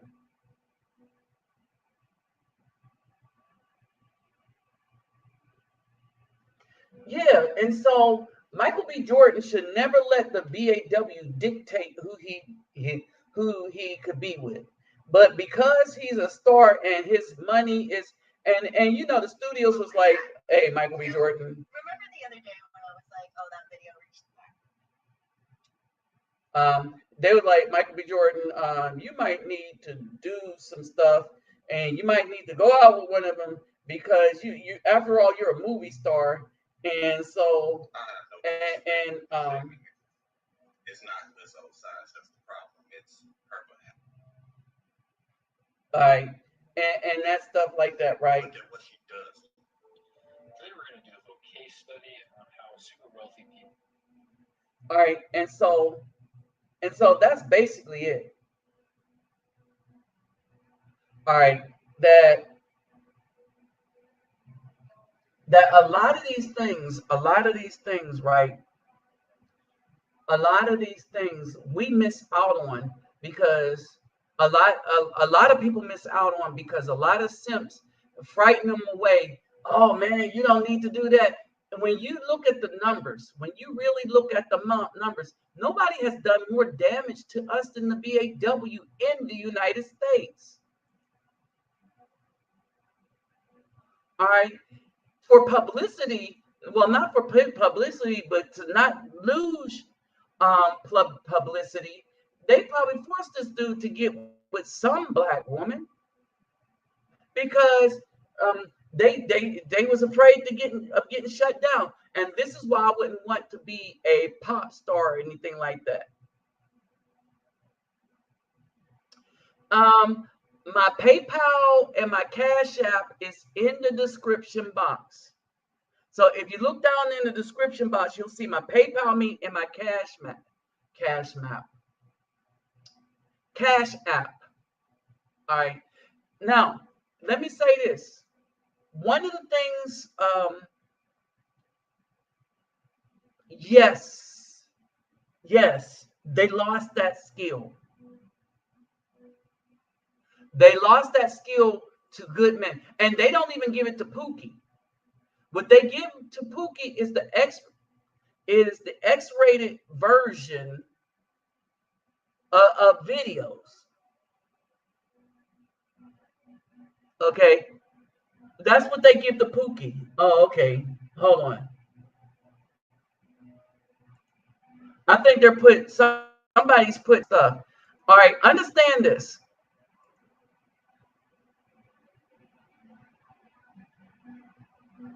All right, so that's my Cash App. And thanks, Texas Marine. That's my PayPal me. Oh, let me say this, because I'll reject the donation. When you do the PayPal me, you have to do it as friend. When they say, is this a friend or a business? This is not a business. All right. It is not a business. So don't pick that one. I will reject that. I will reject that. Okay. That's my email, my TikTok. All right. No, here's the thing. Even with Pookie, hey, what's up, Frank? Even with Pookie, all right, the BAW is not capable of being sensual with Pookie. Their version of sensuality is the things that they learn from the adult videos, which is not sensuality. Okay, Pookie don't get feminine energy; he get the smash. Hold on, let me repeat that. Pookie don't get the feminine energy; he gets to smash. Let me explain what's going on here so that y'all can have a clear understanding as to what's going on. When dudes are talking about, I would smash,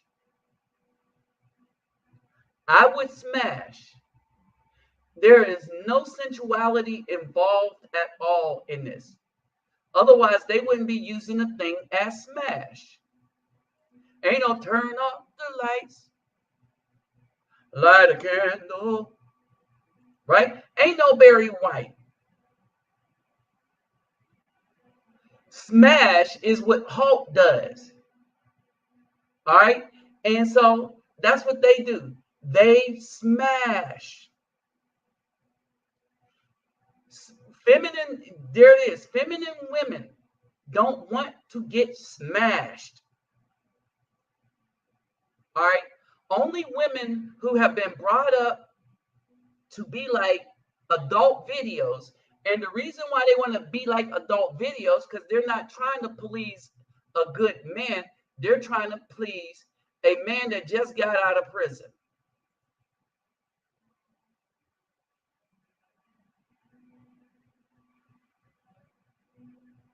All right, Mr. T with a wig. I pity the fool. Ooh, Lord, I pity the fool.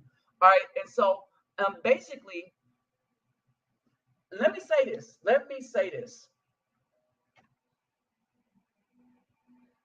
All right, let me say this to include Mimi, any woman that I've been with since I left the United States alone as far as relationship. And this is something that I would expect of a woman. Let's say if I met a woman and we got together in the United States, this is what I would expect of her. At no time in the nighttime or daytime where I was with a woman that I'm in a relationship with, did I have to ask or insinuate, can I get some?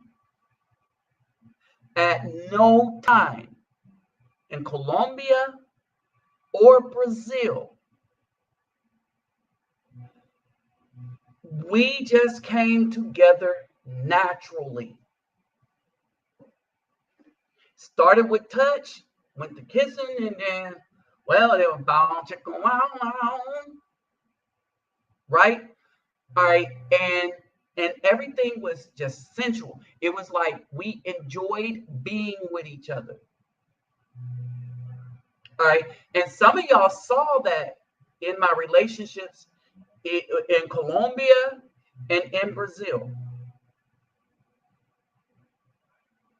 All right, that part was never lacking. All right, I never had to ask anything. Hey, baby, you gonna let me hit tonight? All right. When we laid down in bed, I was just, stuff was just going to happen. And effectively, any night, like say my relationship with me, any night where, now if we're at her place with the mom, and no, ain't nothing happening. Not with moms in the house. Ain't nothing happening. Okay. But when we were like at my hotel, right? Because y'all know that when we was together, we was just together because we worked in an NGO together and stuff like that. And so when we was in a hotel and nighttime hit, oh yeah, stuff was popping off. Right? There was no baby, could I get some tonight? She didn't, well, of course she didn't have to ask me. Just make stuff happen. All right. And that's the same way.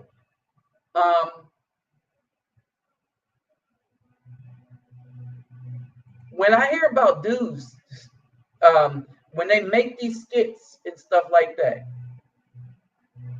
you're gonna let me have some. Or the dude gotta sneak it. When they're making the jokes, oh, you gotta sneak it. And this is how you sneak it. Right? No, you don't have to sneak nothing when you're in a relationship here in Colombia or in a relationship in Brazil. So far, this has been my experience with any woman that I've been with. This is why I would pick them still, regardless of the issues that I'm being honest about in Brazil. It's still a better choice than the women in the United States. Now, I do believe there are some good women left in the United States, but that you can mess with, that leaves you 30%, roughly. Because 70% are single mothers.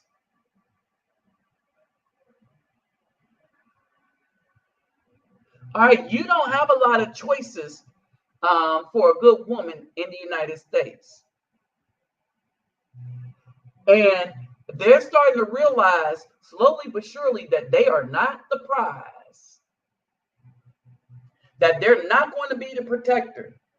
The Supreme Court has said that the police don't have to risk their life to protect you. This case was due to police watching a dude be stabbed in New York City, and it went all the way up into it went all the way up to the Supreme Court, and they said, "Oh no, the police don't have to sacrifice their life for you."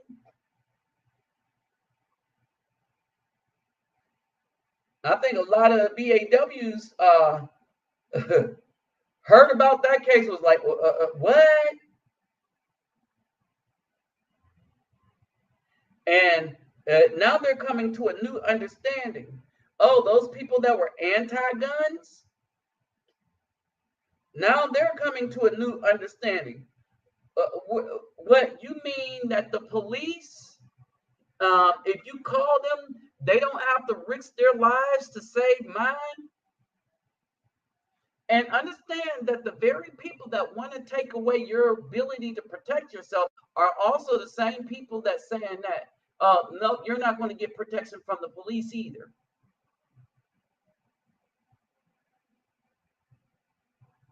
No, there's no absolutes. There's no absolutes. About roughly maybe 10% of the Afro female population that's left, and they outnumber us anyway. So 10% is going to be a lot. But no, you literally have to venture outside of the United States, or you have to look into women in the other community. Because while there are more available men for the Black woman in the United States, they won't choose them. And now they won't choose them just to prove a point. Because hell, flying pigs, elephants flying, all that has to happen before these women admit that they were wrong. And even with not admitting it, they tend to double down.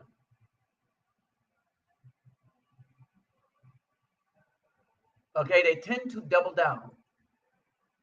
All right, and so this is the precipice that the Afro community in, and I still believe that there.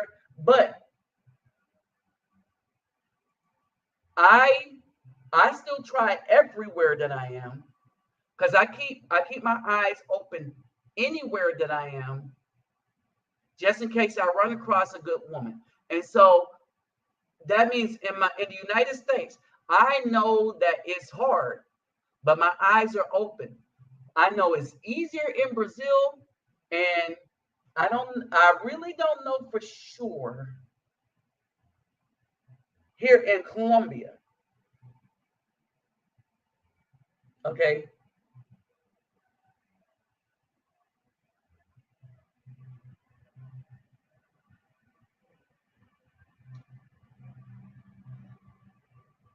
I am, if you really look at it, right? If you really look at it,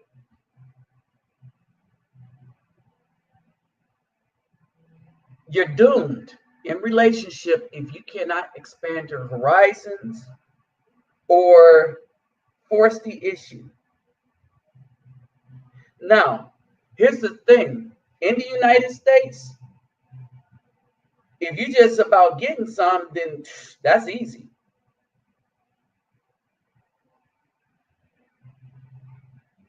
All right.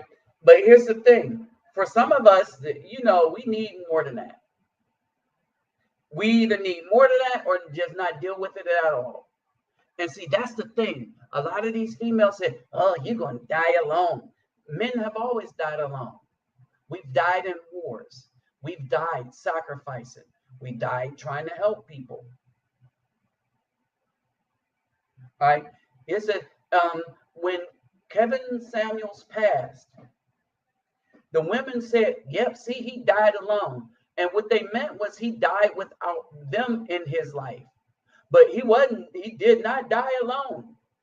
He just bounced chicka wow the night before with a beautiful Latina woman that any dude that was looking at her was like, "Oh yeah, I'll smash."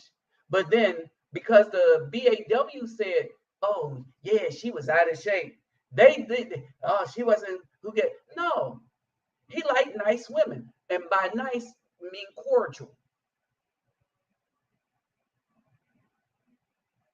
All right. He never said that he preferred skinny women with these dress sizes that's mean as F because they got a degree, thinking that they deserve a high value six-figure man. He ended up with a Latina. That's the last one that he saw. Just let that sink in. So no, he did not die alone. Mm-hmm.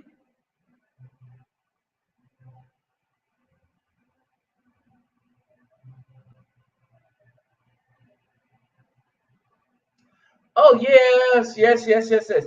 And so here's the thing that's happened to the BAW. Everything that I've been saying about them since 2009, they proved it. Not in his conversation, they proved it in his death.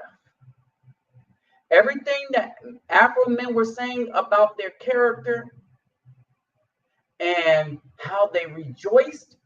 And then people went and looked at this content, and then people with brains was like, oh no, he didn't say anything. See, as a matter of fact, he didn't say anything at all. It was the black women themselves that came on and start confessing um, uh, their criminality to the community.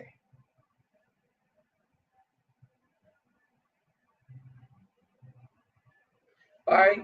And so that's what the thing was. That's what happened. That's what people were not ready to see. And when people saw that, they said to themselves, these men had beef and they were right the whole time. These people were like, my goodness, this behavior is foul. And us men were saying, see, told you so. I told you so. I told you so. See, and that's the difference. We've never had women, I mean, just look at this, rejoicing over someone's death.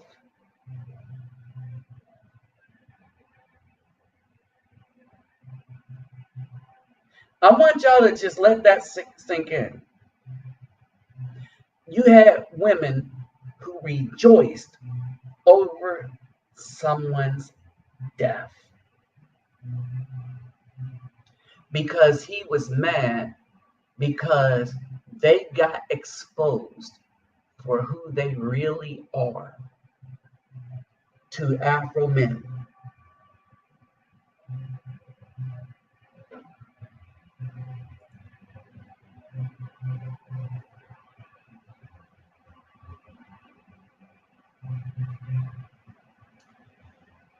I don't know, maybe, maybe not. I know these women were trying everything to get rid of him.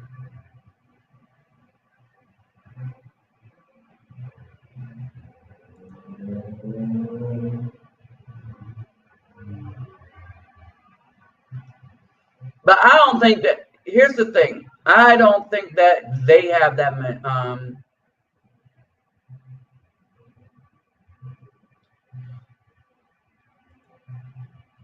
No, white men can't humble them. All right. They created the monster that they can't deal with.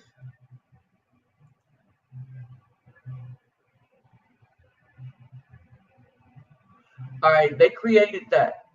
They create the vitriolic nature and all this had been a part of their plan, but not only had it destroyed our families, but it woke with one of the things, it woke brothers up and told us we need to get back to our spiritual selves and realize that just because we're in the United States, these were just because the white people put borders on us, we don't have borders on who we could talk to.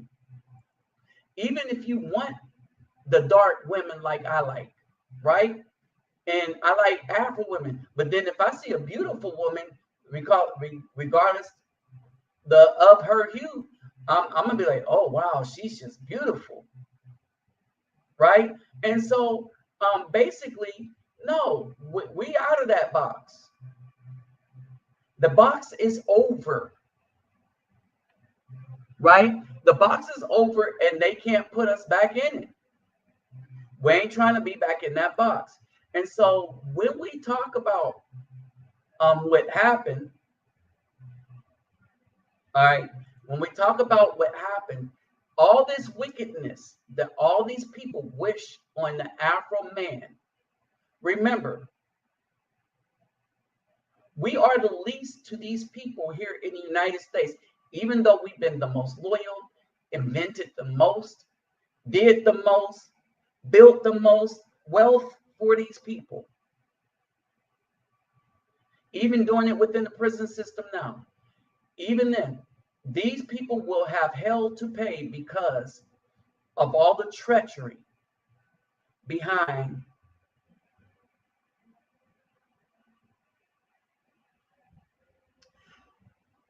Cortez. I can't bring my keyboard here though. I'll do one when I go back to Brazil, because one of my keyboards I donated to the NGO, so it's there in, and I'll teach the children how to play some stuff. One of the dude, he's good on drums, right? And so we've been practicing, and Guilherme, he is good on guitar. We have the makings of the band. We just need to hook things up with some of the other youth that's there. And yeah, I will do another stream, and we'll put something together. We'll put something together.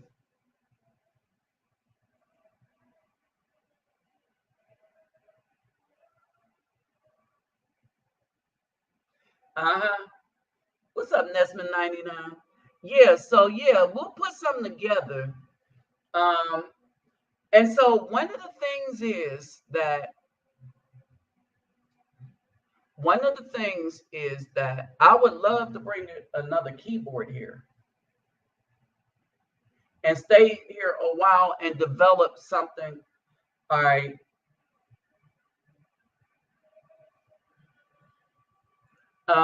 Perhaps in Palenque. No one can. How can wickedness humble wickedness?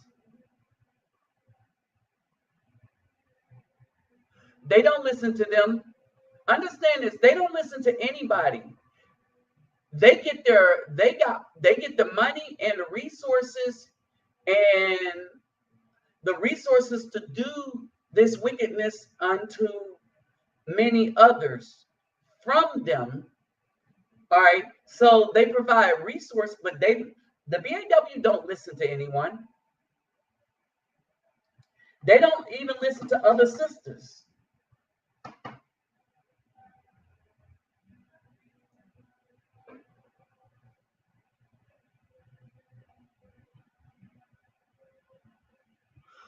Okay, Rolling Phantom, depending on which one you're going to get. If you're going to get the 61 key, you're looking at like 1,500. I was looking at that Chord Chronos. But if you're talking about don't get in Brazil, and I don't think you get one. I don't know. I'm gonna have to ask about a music store.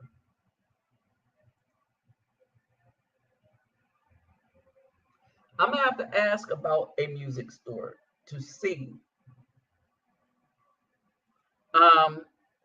what they got here. But something tells me, right, they would rather die in the lake of fire before repenting. And this is what is meant by a reprobate.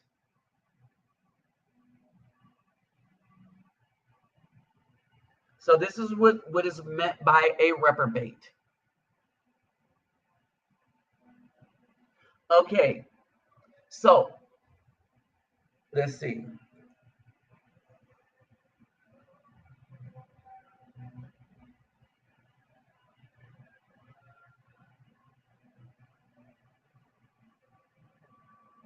Oh yeah, and the Yamaha montage. The Yamaha montage is good too.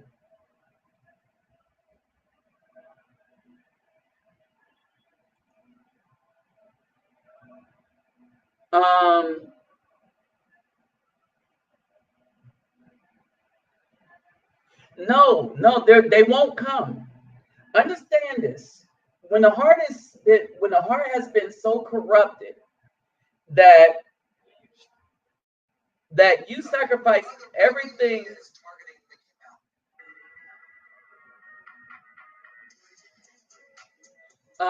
That you hold on.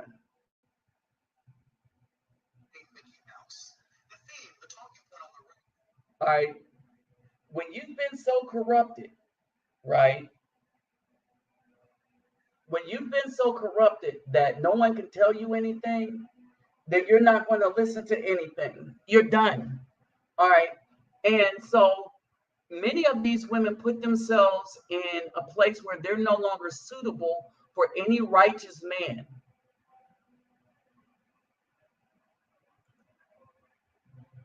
Right?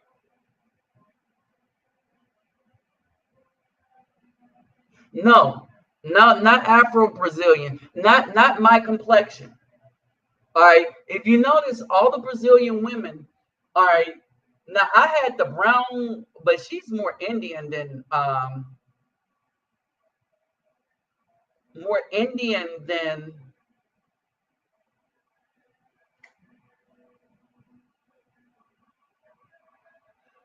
the brown one was more Indian than Afro-Brazilian.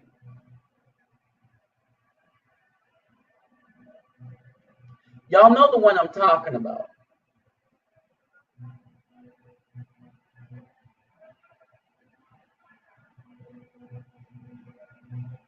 Okay, she was more Indian than Afro-Brazilian.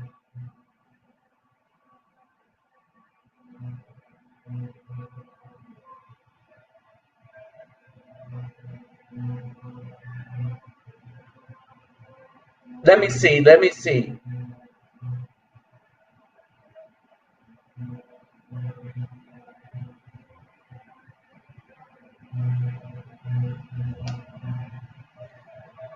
All right.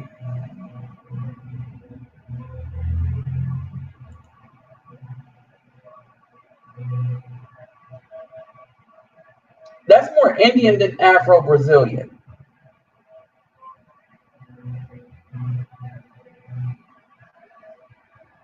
All right. So I don't know.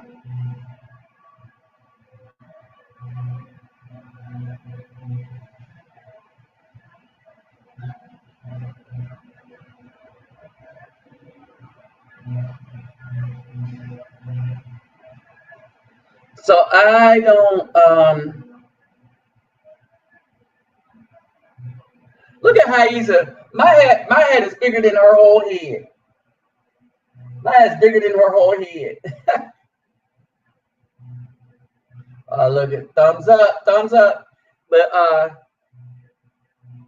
those are my partners in the communication room. But yeah, so basically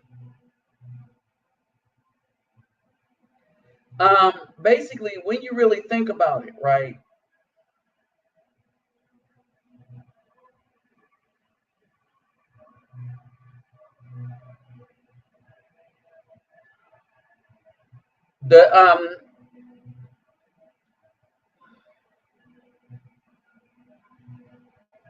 Then there was the one crazy one. No, she was crazy. She don't even count.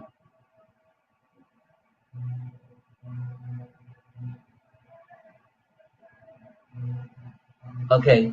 Yeah, the crazy one don't even count.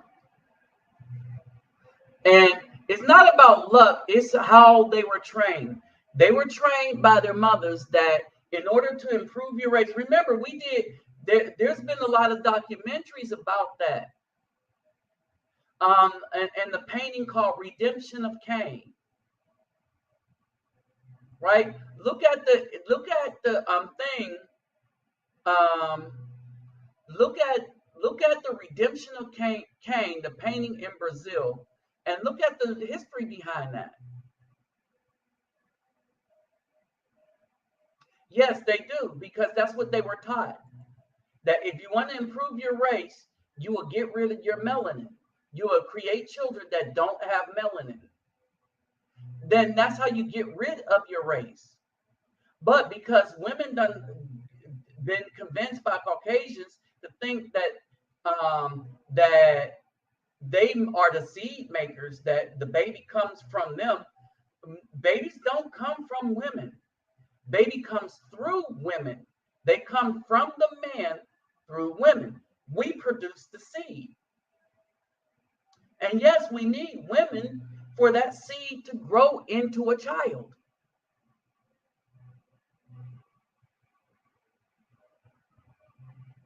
Right. So they can't be pro-black. But you're right.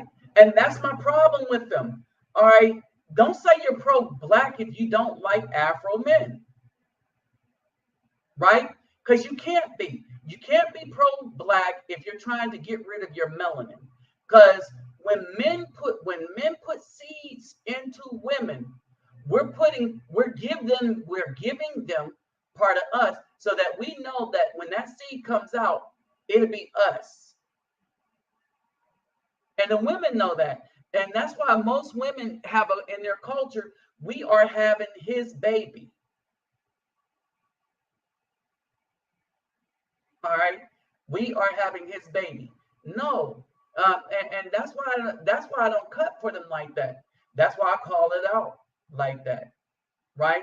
They'll try to use us for money, but again, they want to claim the Afro-Brazilian thing while at the same time refusing to be with an Afro man. Then you can't be Afro-Brazilian. Or you can't be Afro. You can be Brazilian, but you're not Afro. You're Caucasian, or a Caucasian wannabe.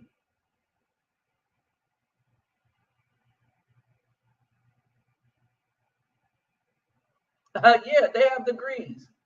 Let them figure it out. And so, yeah, I'm for them doing whatever the hell they want to do, right? But I'm for watching what they do and understanding, oh no, they are not on my side. And anything, and so what happens is these so-called women are taking over with the every man's space. So they're taking over the Afro man's space. So at some time, with them having babies only from the Caucasian men, and they're only taking over the Afro man's space, that total culture, totally, from Brazil and the United States will be gone. And they will be the ones to have killed it.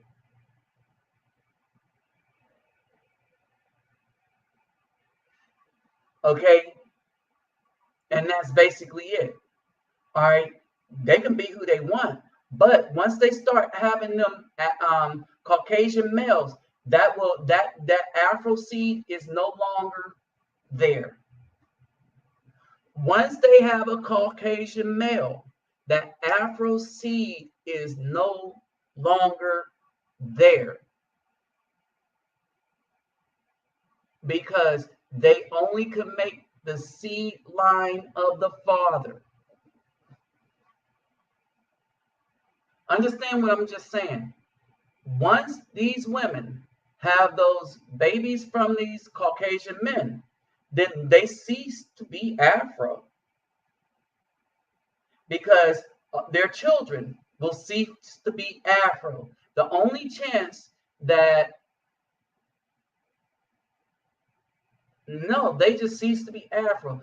In order for Afro to get back into the BAW's gene line is for the daughter to get with an Afro man. But what's the likelihood of that happening when they're going to be trained by the Caucasian man? And even if he's one of those, oh, we're down. Look, I got a black wife, so I'm down for black people. The daughter is going to look and see that her mama got a Caucasian man, so she's going to do what she's seen her mama do.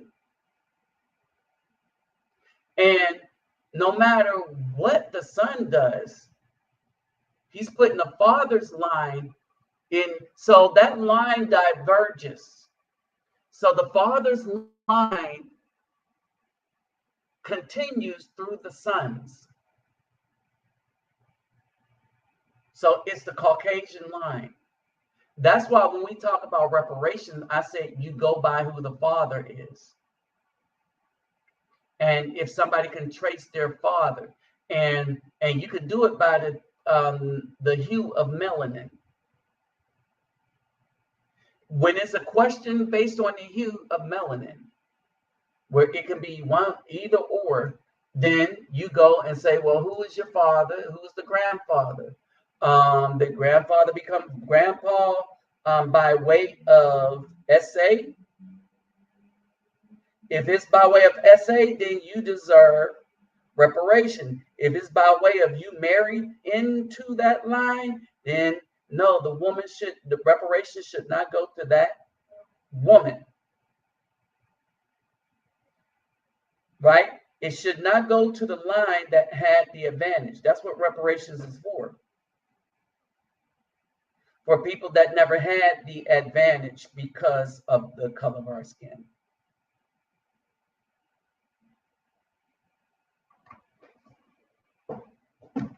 Let's see. Belly of the beast. What I've stated, my information is based on my experiences and my conversation with the Afro-Brazilian men. And even when I first got down there, some of them that worked in one of the first hotels that I really liked, like the one where me and Mimi was staying at, that had where she would always used to like to go out on the balcony and have her picture taken, where we used to do most of the videos together. All right, that hotel, that was the, like, a lot of the brothers was like, yep, who you got is who you got, and that's how it's going to be, right? And so this is why I made the distinction that here in Colombia, I see a lot of Afro couples, and I mean like me Afro, not mulatto, not moreno, not mulatto, not moreno.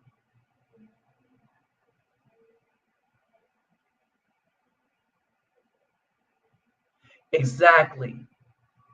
It's a gimmick that they use. Right. It is a gimmick that they use. But they're angry because a lot of the women like the Afro man. When you travel, even on dating sites, is the Caucasian man is number one because of Hollywood, the brainwashing and stuff. But number two, and it's a close two, but it's the Afro man. That's on dating sites. However, especially even with age, when you go to like Southeast Asia, all right, or other countries like Colombia or Brazil, where they figure that the money thing will be enough. And so for the traveling men, the money thing is the equalizer because we all traveled. So the Caucasian man traveled, we traveled. So now we're on the same footing because they're like, we all had enough money to travel. All right. And because we traveled on a plane and not on a yacht, they assume we're not millionaires. All right. So now we're on equal footing. And when we're on that equal footing, the Afro man generally comes out ahead. All right. In relationship. in relationship.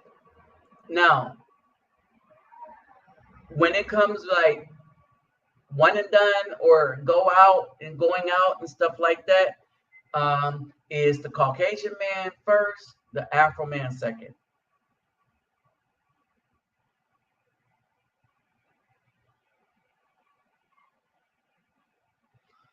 Uh-huh. Yes. So, right. And this is why they do.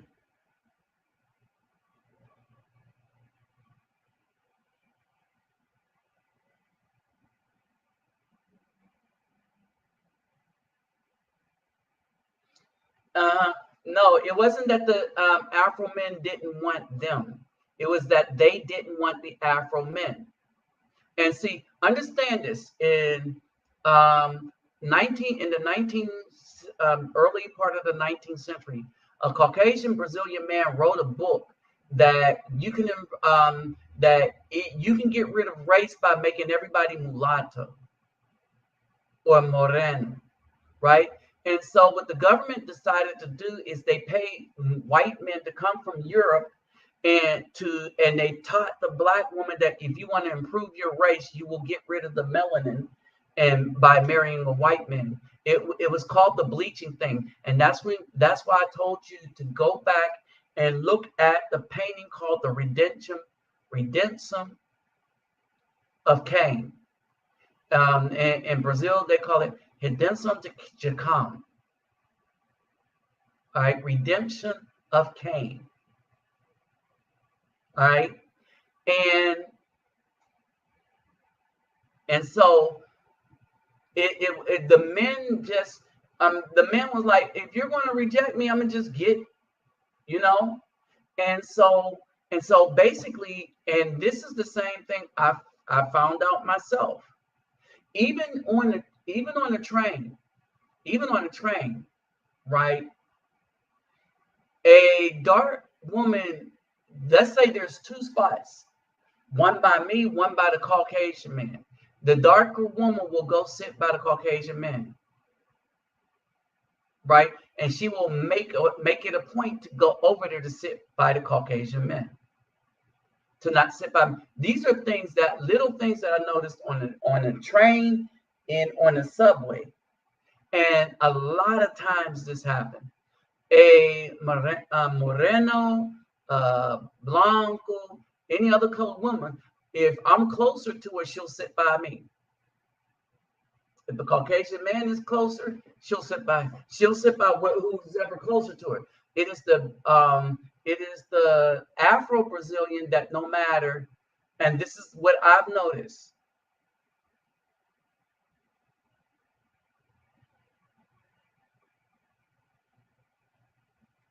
Yes, and this is why this is because of that. So there was a culture even before the 19th century where the mothers was teaching the daughters, and I did a whole video about this from the words right out of the black mother. And remember what the black mother said. She said, "I fear." She said, "I fear that." In 1 or 2 generations, there will be no more black in my family. Let me see if I can pull that up.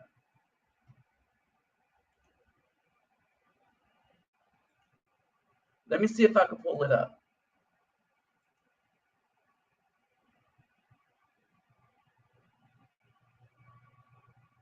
Hope I still have it on here.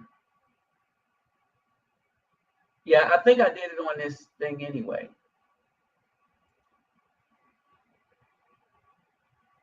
Let me see if I can pull it up for y'all.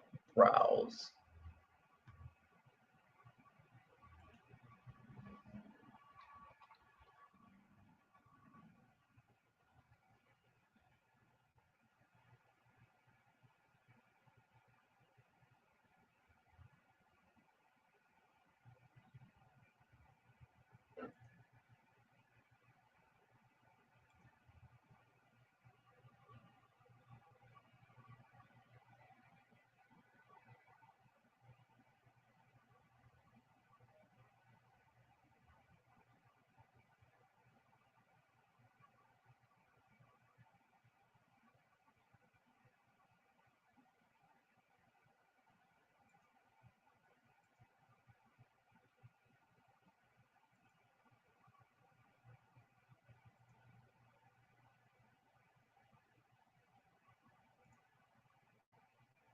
Let me see. I'm still trying to find it.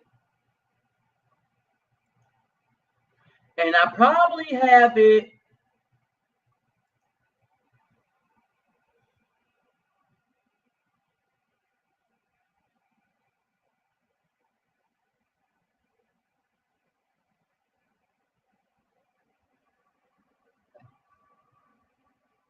Hmm.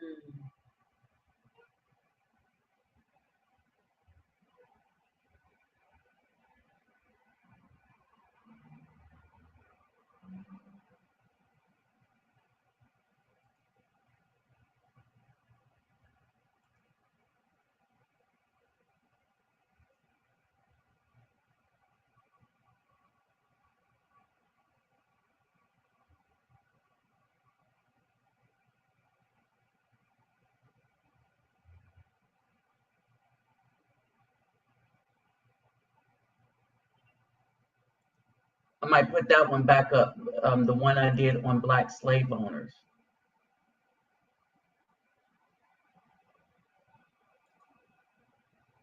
Let's see.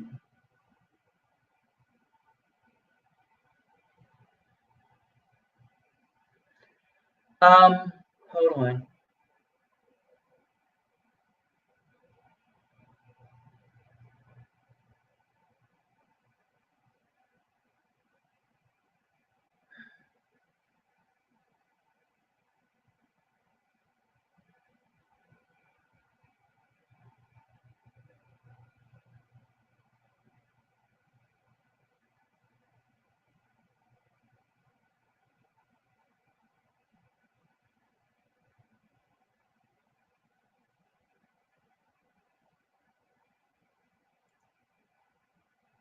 Let's see what this one is about.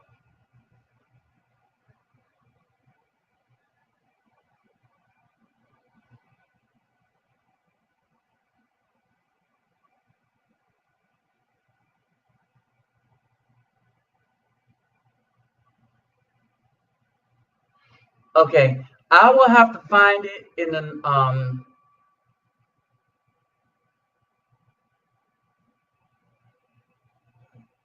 I will have to find this. But what I did find is some of my older videos that I had done on Brazil.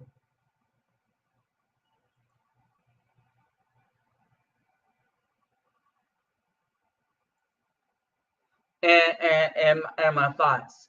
So I'm gonna put that up too. I'm gonna put these up too.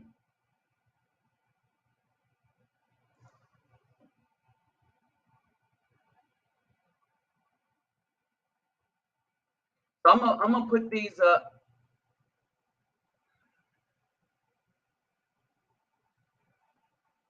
Um, so you can see what my thoughts were like a while back.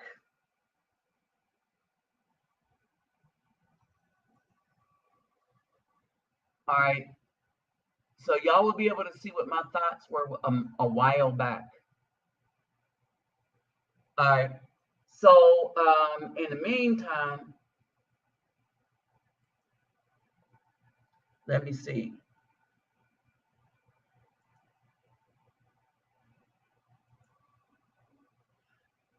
The other one I might put up is this one.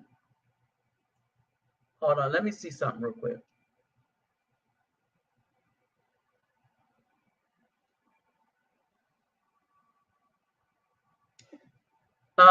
Maybe y'all might remember this one that I did a while back.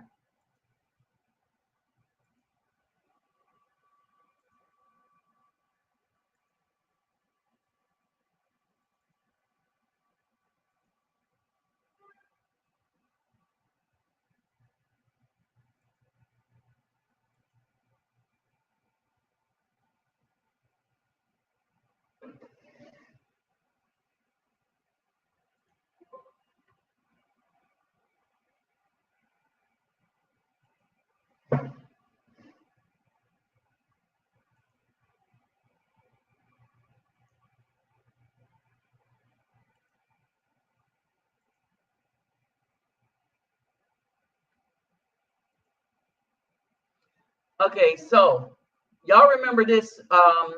Like I did this video a while back when I was talking about the comparison between the two. All right, and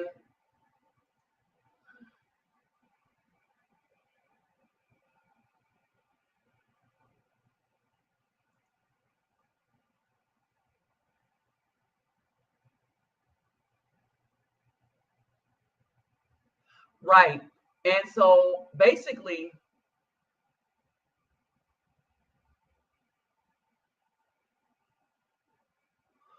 and so basically, um, in order for us to be able to deposit seed, to do what Most High say, be fruitful and multiply, right? Because only we can do the multiplying because we create the most seed.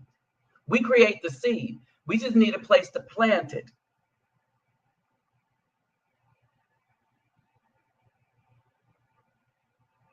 Right.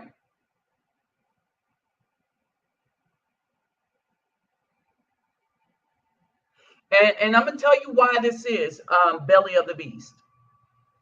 Why this is when we first go to Brazil, we're going down there to see what's up with the darker melanated women. But when we get there, we're hit with that culture. We're hit with that history. We're hit with that dark melanated women do not like dark melanated men because they want to improve. She wants to improve her race by getting rid of melanin, not realizing, like these old women do, that at the end of the day, they won't have anybody. They won't see themselves in anything.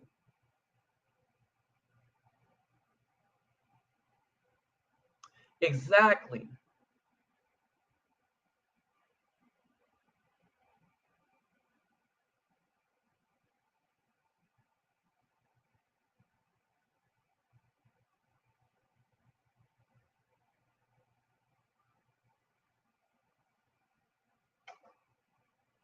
See, who's this queen? First, let me look up and see who this is.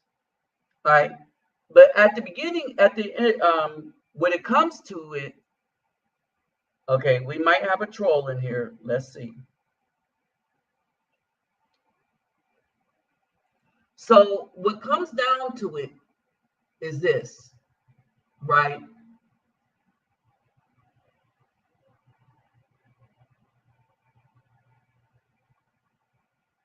All right, let's see who this is.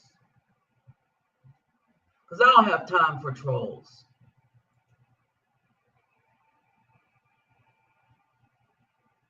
Just as I thought this queen person is a troll. They ain't the queen of no damn thing.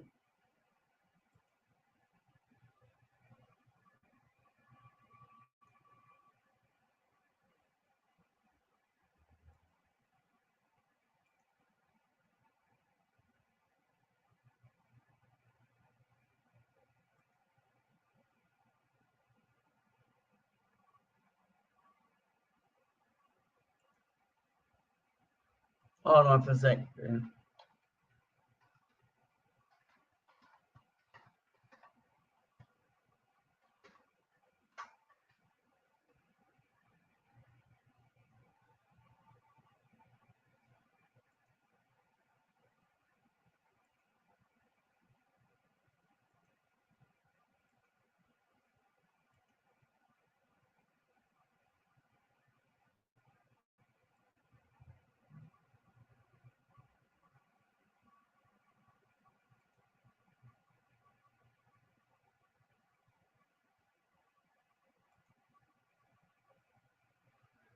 Okay, I don't have time for trolls.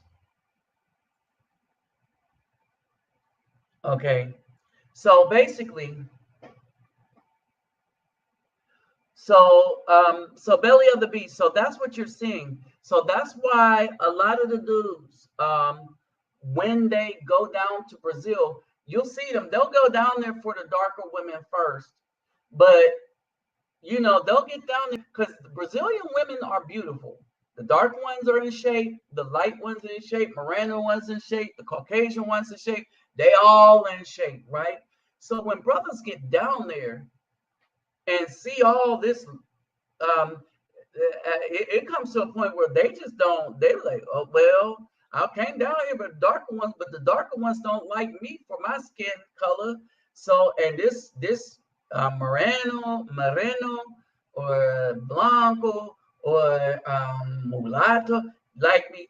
I'm gonna go with this because they all look good here, and so that's why you see them ending up with the lighter skin ones. It's not it's intentional in that they're going to end up with somebody.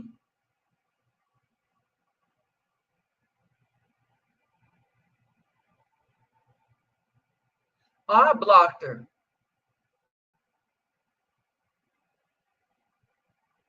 Um, and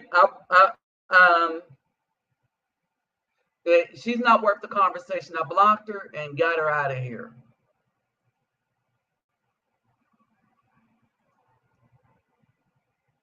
All right.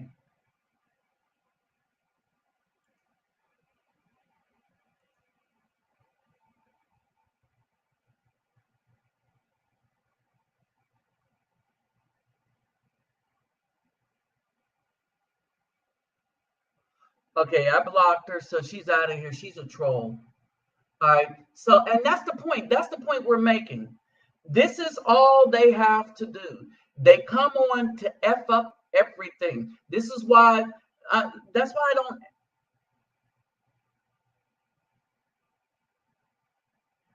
All right. And so, yeah, that's basically it. And so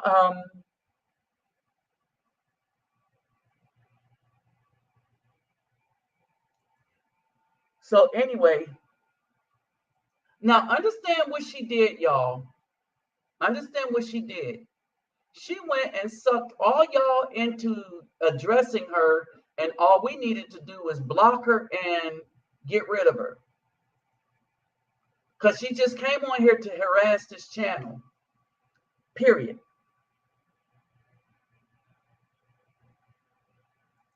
She came on here to harass people on this channel. All right. These are women that don't help, no, don't help what this channel does. Right? They never donated anything to help a single child that this channel helps. Right? The fact that she came on calling herself Queen something, right? You already know what it was.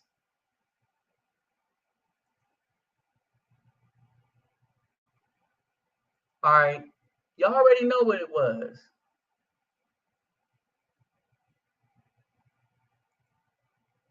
All right. And so, right. But see, they missed that. But then when you treat them like they asked, then they have a problem with it. Then you end up in jail. So what about Nambia?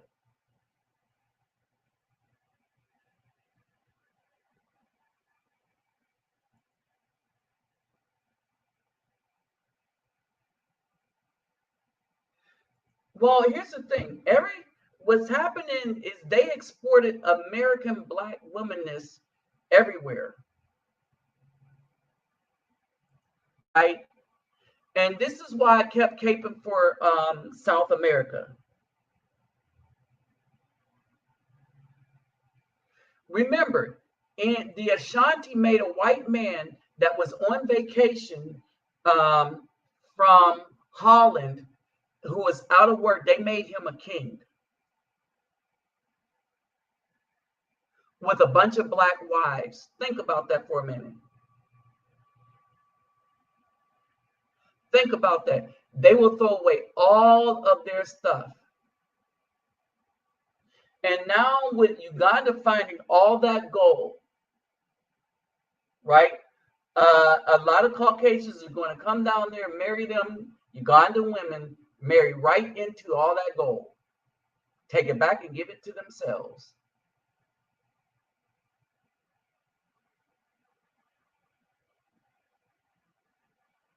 Yes, and they went and destroyed. Um, the American BAW is responsible for the lack of relationship that's going on across the diaspora in such a way that it is unforgivable. We're talking about serious betrayal.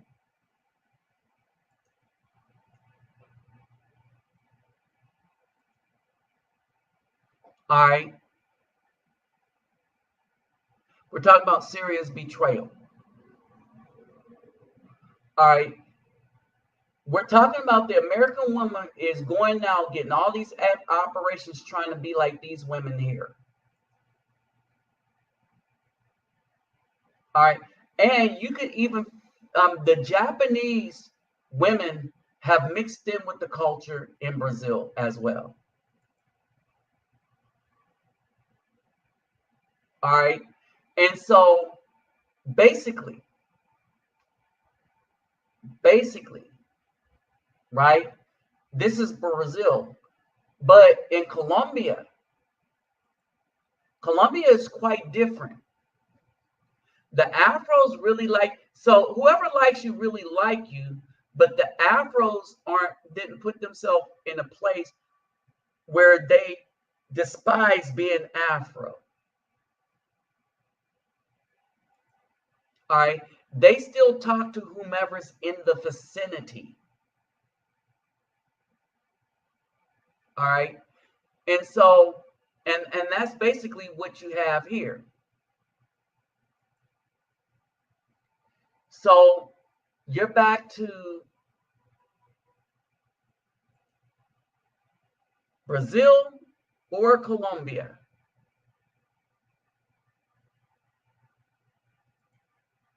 All right. So you're back to that. You're back to that. That's where you're at.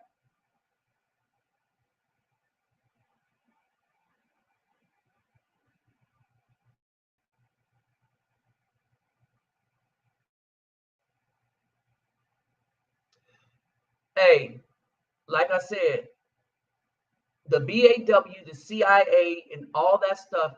When I say they betrayed us, they become traitors to the Afro people. All right. I don't say that lightly. We're looking at all the deeds that they have done. And this is where we're at.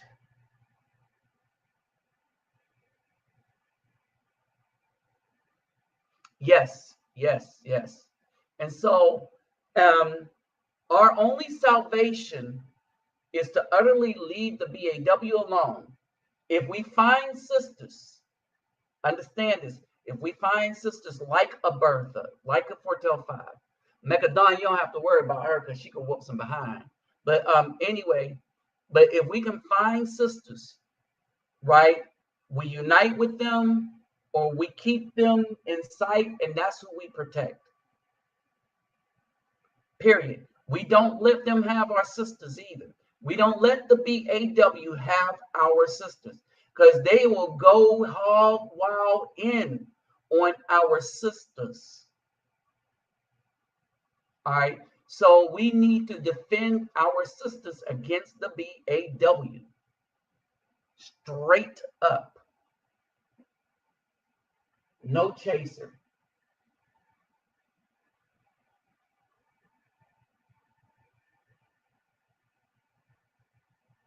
All right.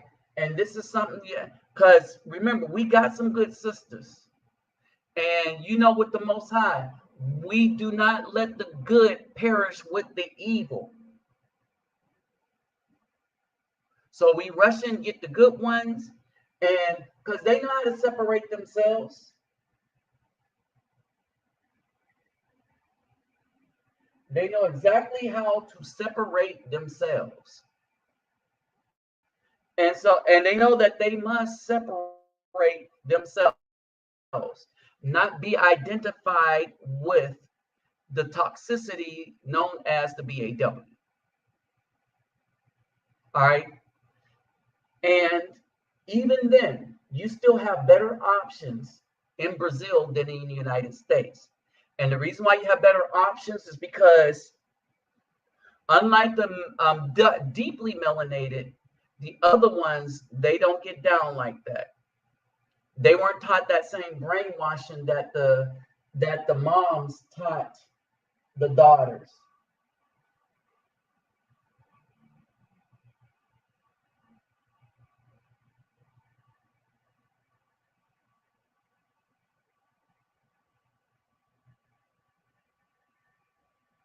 Okay. Um, what was I getting ready to say?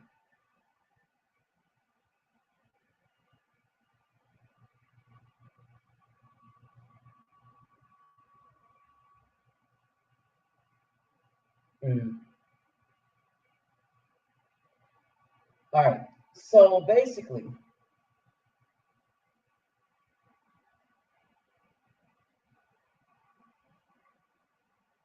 she think my video is done.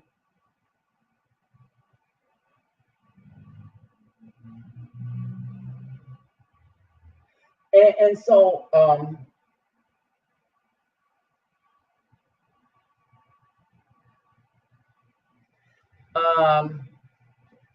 let's see. Let me say this real quick.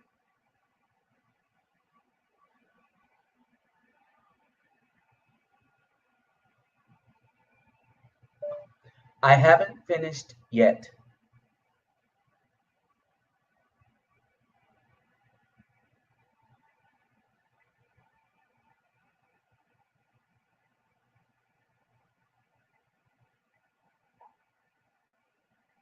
Quasi.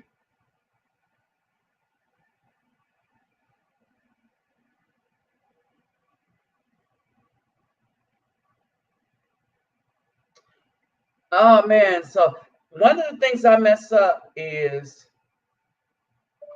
I'm almost done. Kazi. Ah, Kasi. I've been saying it wrong. And so, yeah, I need to, get back on my Spanish hit. All right. So, I mean, and this is what's going on, right? So, when brothers travel, hey, what's up, Zay the Smooth? When brothers travel, and let me say this, all right? Let me say this that that the women, that the women of Colombia, all right, and I would just like to really shout them out. And this is the difference, right? All right, and I just have to show you this. All right, let's see.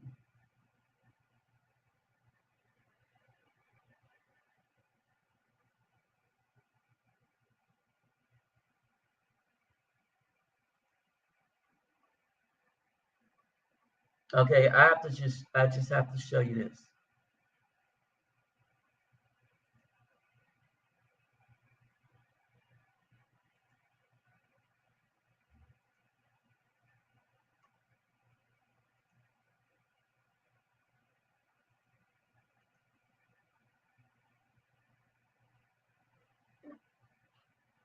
All right, real quickly, killer, quickly, as my drill sergeant used to say.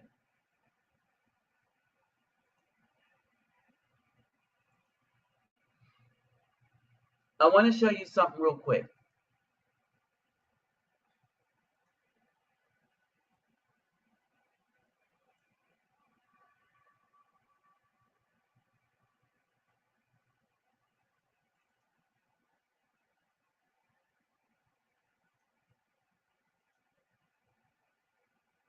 Um,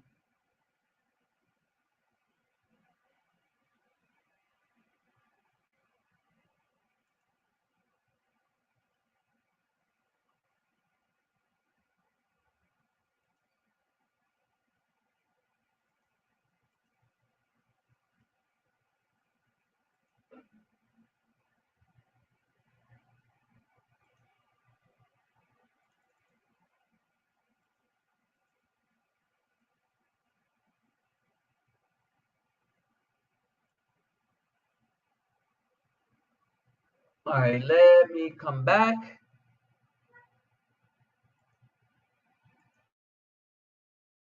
Boom, bada boom, bada bing.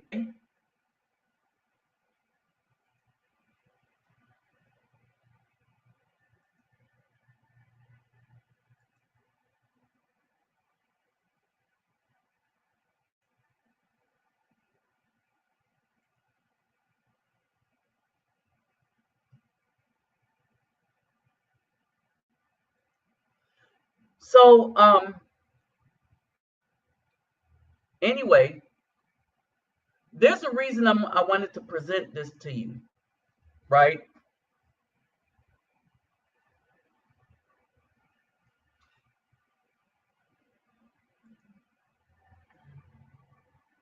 So, casi terminó. All right. So this is a person that wants me to teach English, and she's helping me with my Spanish.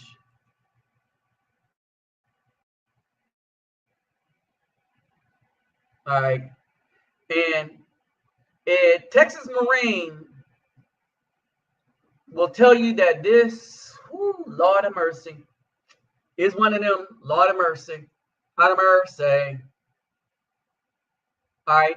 So this is the restaurant, and she's the cook. And gotta get the name of that restaurant. So I like this restaurant here because this fish thing that she makes this fried, Lord have mercy, it's off the chain. All right, so this fish is off the chain. So basically, so I really like this restaurant here. Um, and so the kind of interruption that you hear me dealing with, that's the interruption right now. And I think they're about closing up because it's silent right now. In Brazil, you would still hear music and stuff like that, people singing songs and junk like that. But yeah, not here. But anyway, so this is their restaurant here. This restaurant is off the chain. Bruh, this restaurant is off the chain.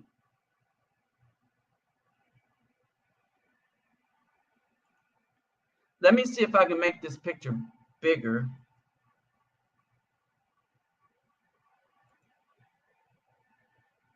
Let me see. If I can make it bigger, I can tell you the name of the restaurant.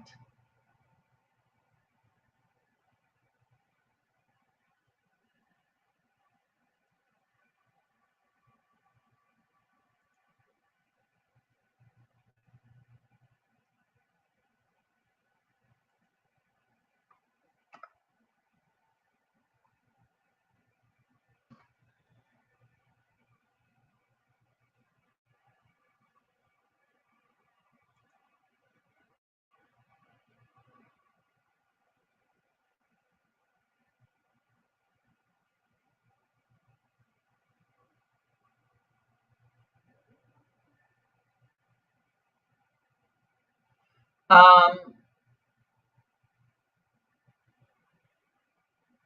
the name of the restaurant is Restaurante RANCI Cartagena. So that's the name of their restaurant. Restaurante RANCI Cartagena.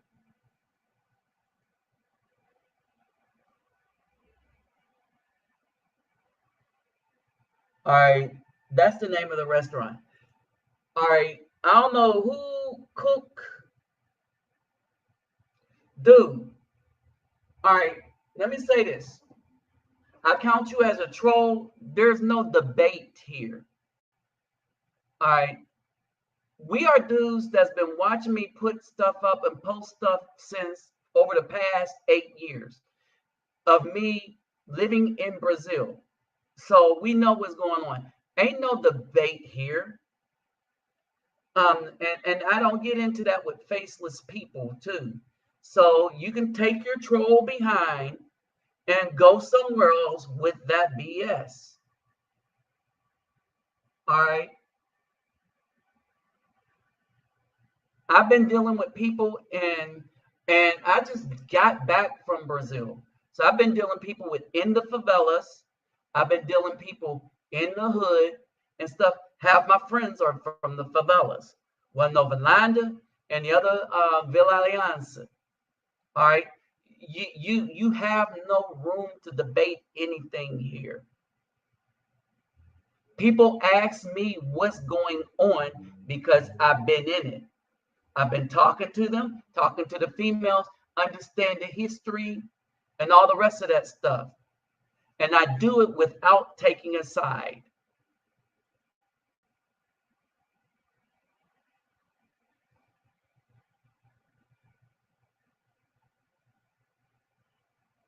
Yeah. Um, it is. All right. It is. But I don't deal with ignorant Americanized people who can't have the truth. Talking about they want to debate somebody over their opinion of some stuff based on conversations of other people who live in the place who have that same opinion. And and so basically, this is somebody that was kind of offended of me saying the truth of what brothers go through in Brazil. Why we end up with the Moreno and the mulattoes and really the white looking Brazilians, because that's who like us. All right, the Afro Brazilians do not. If they did, we would have been with them because that's who we went to first. All right. And this is why we see more Afro Colombians together than Afro Brazilian. We're talking about dark to dark. All right. So we went over the history and stuff. This dude right here.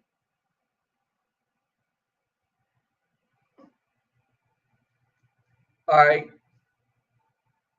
It ain't your country. You don't own it. You're just a squirrel living in it. You know, like I said, I can't. The ignorant people, ignorant people. Now that is a key. That is the key for talking to any Brazilian woman. Portuguese, right? You gotta get. Oh, here's another reason you need to learn Portuguese. Okay, some of the times, right, because of where I go, you get into spots where there's a little misunderstanding, right? And your mastery of Portuguese help you, because in Brazil, here's the other thing, and this is the other thing that makes Brazil different. And I've said this over and over again. How I feel safer in the favelas, like in the favelas of Villa Aliança. And y'all see me hanging out over my friend's house in Nova Landa. Okay. And now in Nova Landa, I know where I can have my phone up. And I'm gonna put it to you like this. In the favelas, right? In the favelas, um, let's say I'm tripping, I'm talking to somebody, all right, and I try not to walk past, I try to be very careful and aware of who I'm walking by, because if I'm in one of the favelas, I don't have my phone on when I'm walking by people with weapons. That's a rule I have for myself, right? It cuts down on confusion. All right.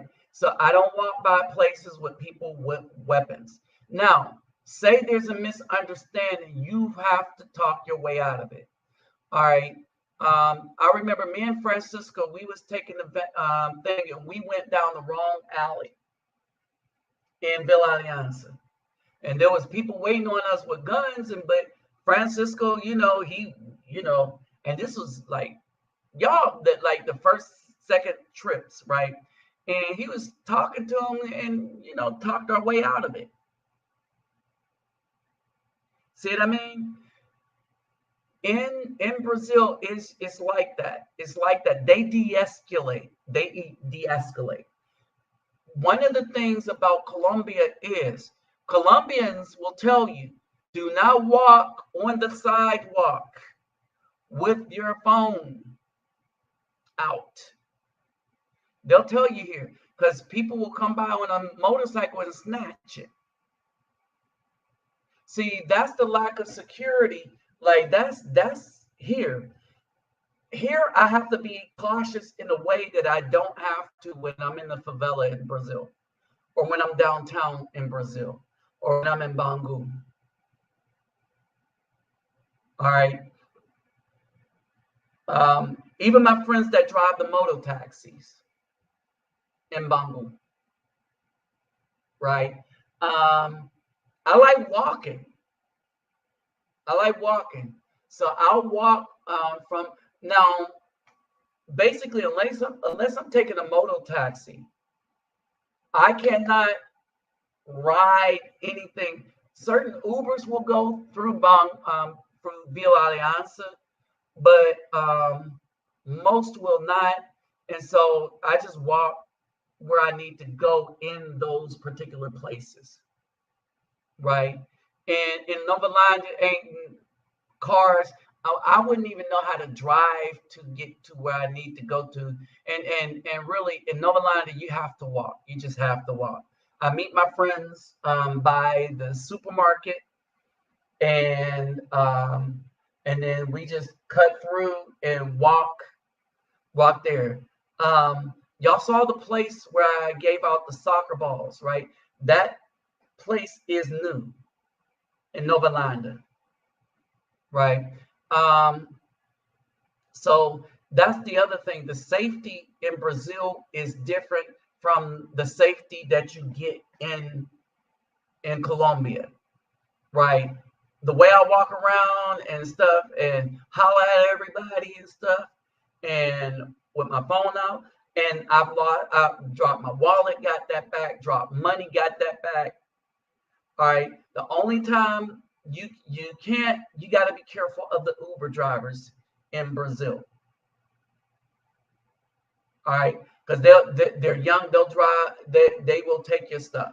The older people won't, right? But I will say that each time that I forgot my wallet in the bathroom or something, I got it back with everything in it. I don't see that happening in Colombia, right?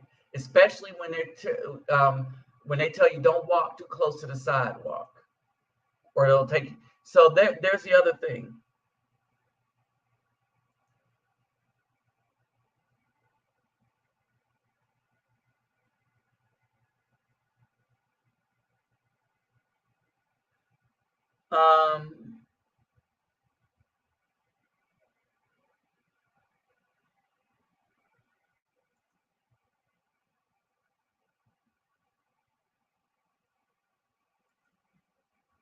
So yeah, that's this is a troll, y'all. This dude right here is a troll.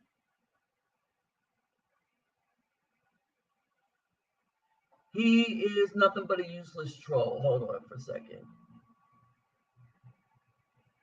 Don't even have a discussion with this dude. And again, this is YouTube, right? So it's probably not a dude, and it's not his country, because Brazilians don't act like that. Here's the thing: y'all seen all the stuff that I've done with Brazilians, right? And y'all seen, remember the lady, the Afro Brazilian? These are open conversations that we had on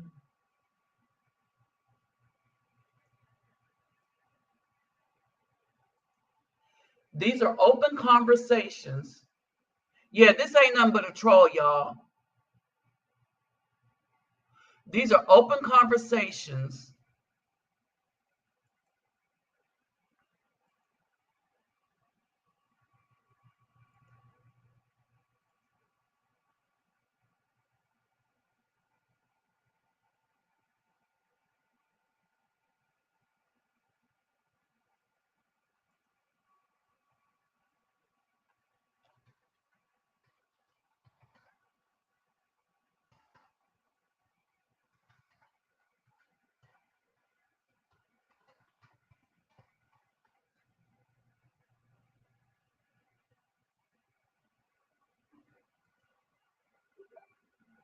All right.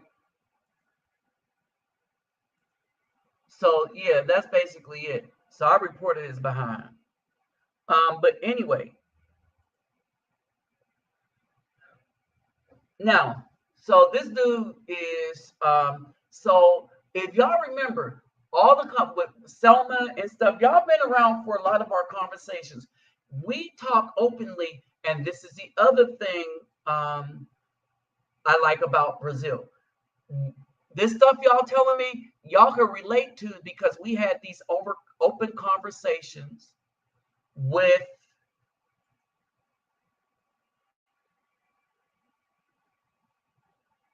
Yeah, it is. It's a black woman trolling because they don't know nothing about Brazilians. Okay, let me get the name of this restaurant again.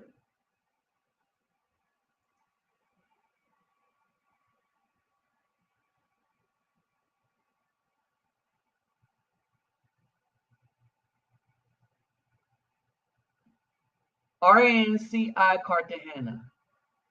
So when y'all come by, this sister right here,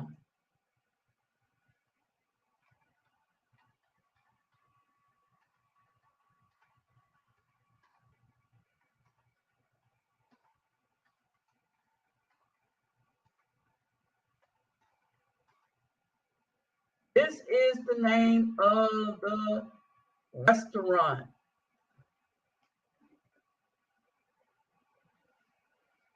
Rasi Cartagena.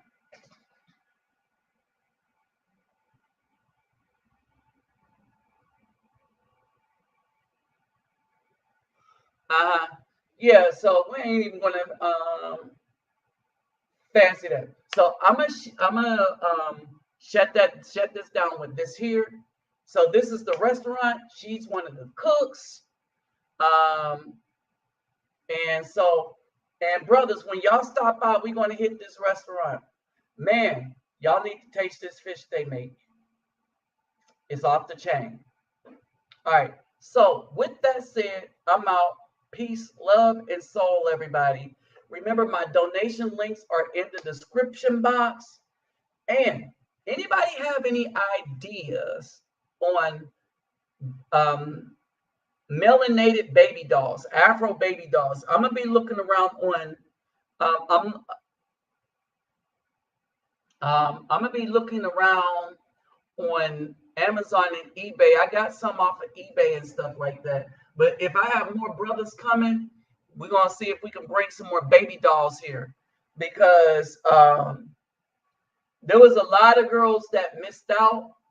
So since we got two brothers coming, one's coming with soccer balls. So the other brother, we can give him a duffel bag with these Afro baby dolls. So I'm gonna be looking for that. But if you'd like to help with a bag, if you decide to roll here, or for those that donate to the channel, that's hey, that's what we're looking at now. The restaurant's here. Oh, the restaurant is. That's the name of the restaurant. Um,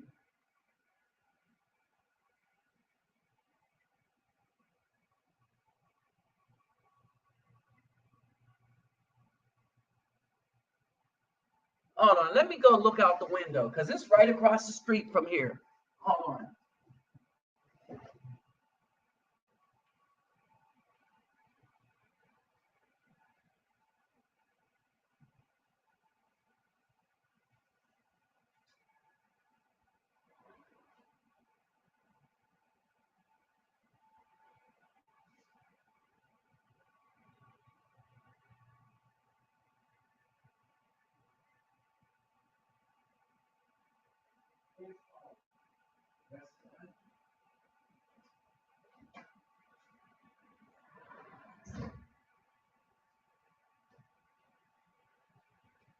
Hold on a minute, people.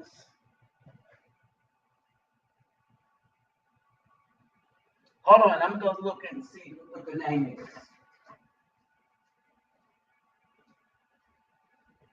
First, we gotta do it.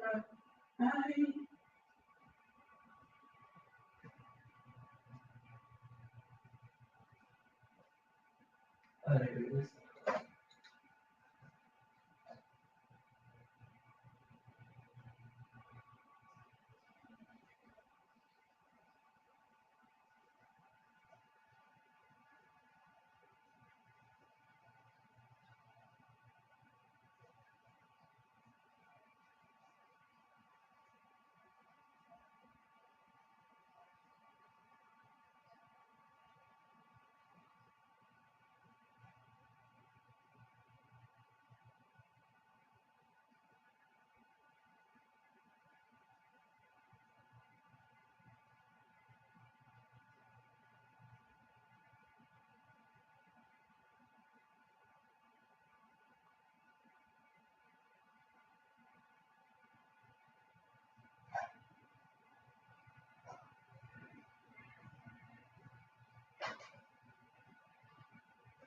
All right, this is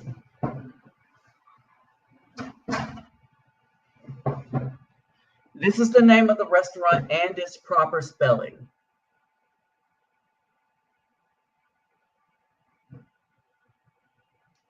All right, Cartagena, Colombia.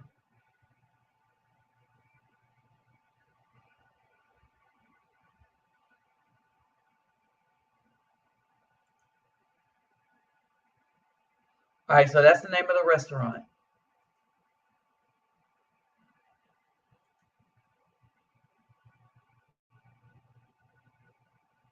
All right, so yeah, they get Afro here.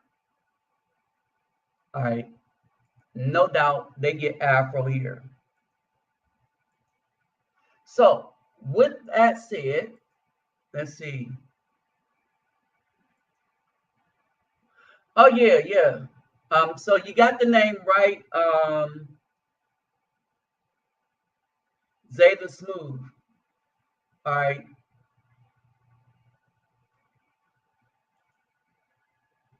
All right. So you got the name of the restaurant. All right. So I'm gonna peace out, everybody. Good night. Thank y'all for stopping by, and I'll holler at y'all at the next one, day after tomorrow. All right. Or might put regular video up because I'm going on an excursion, so I'm gonna take my camera.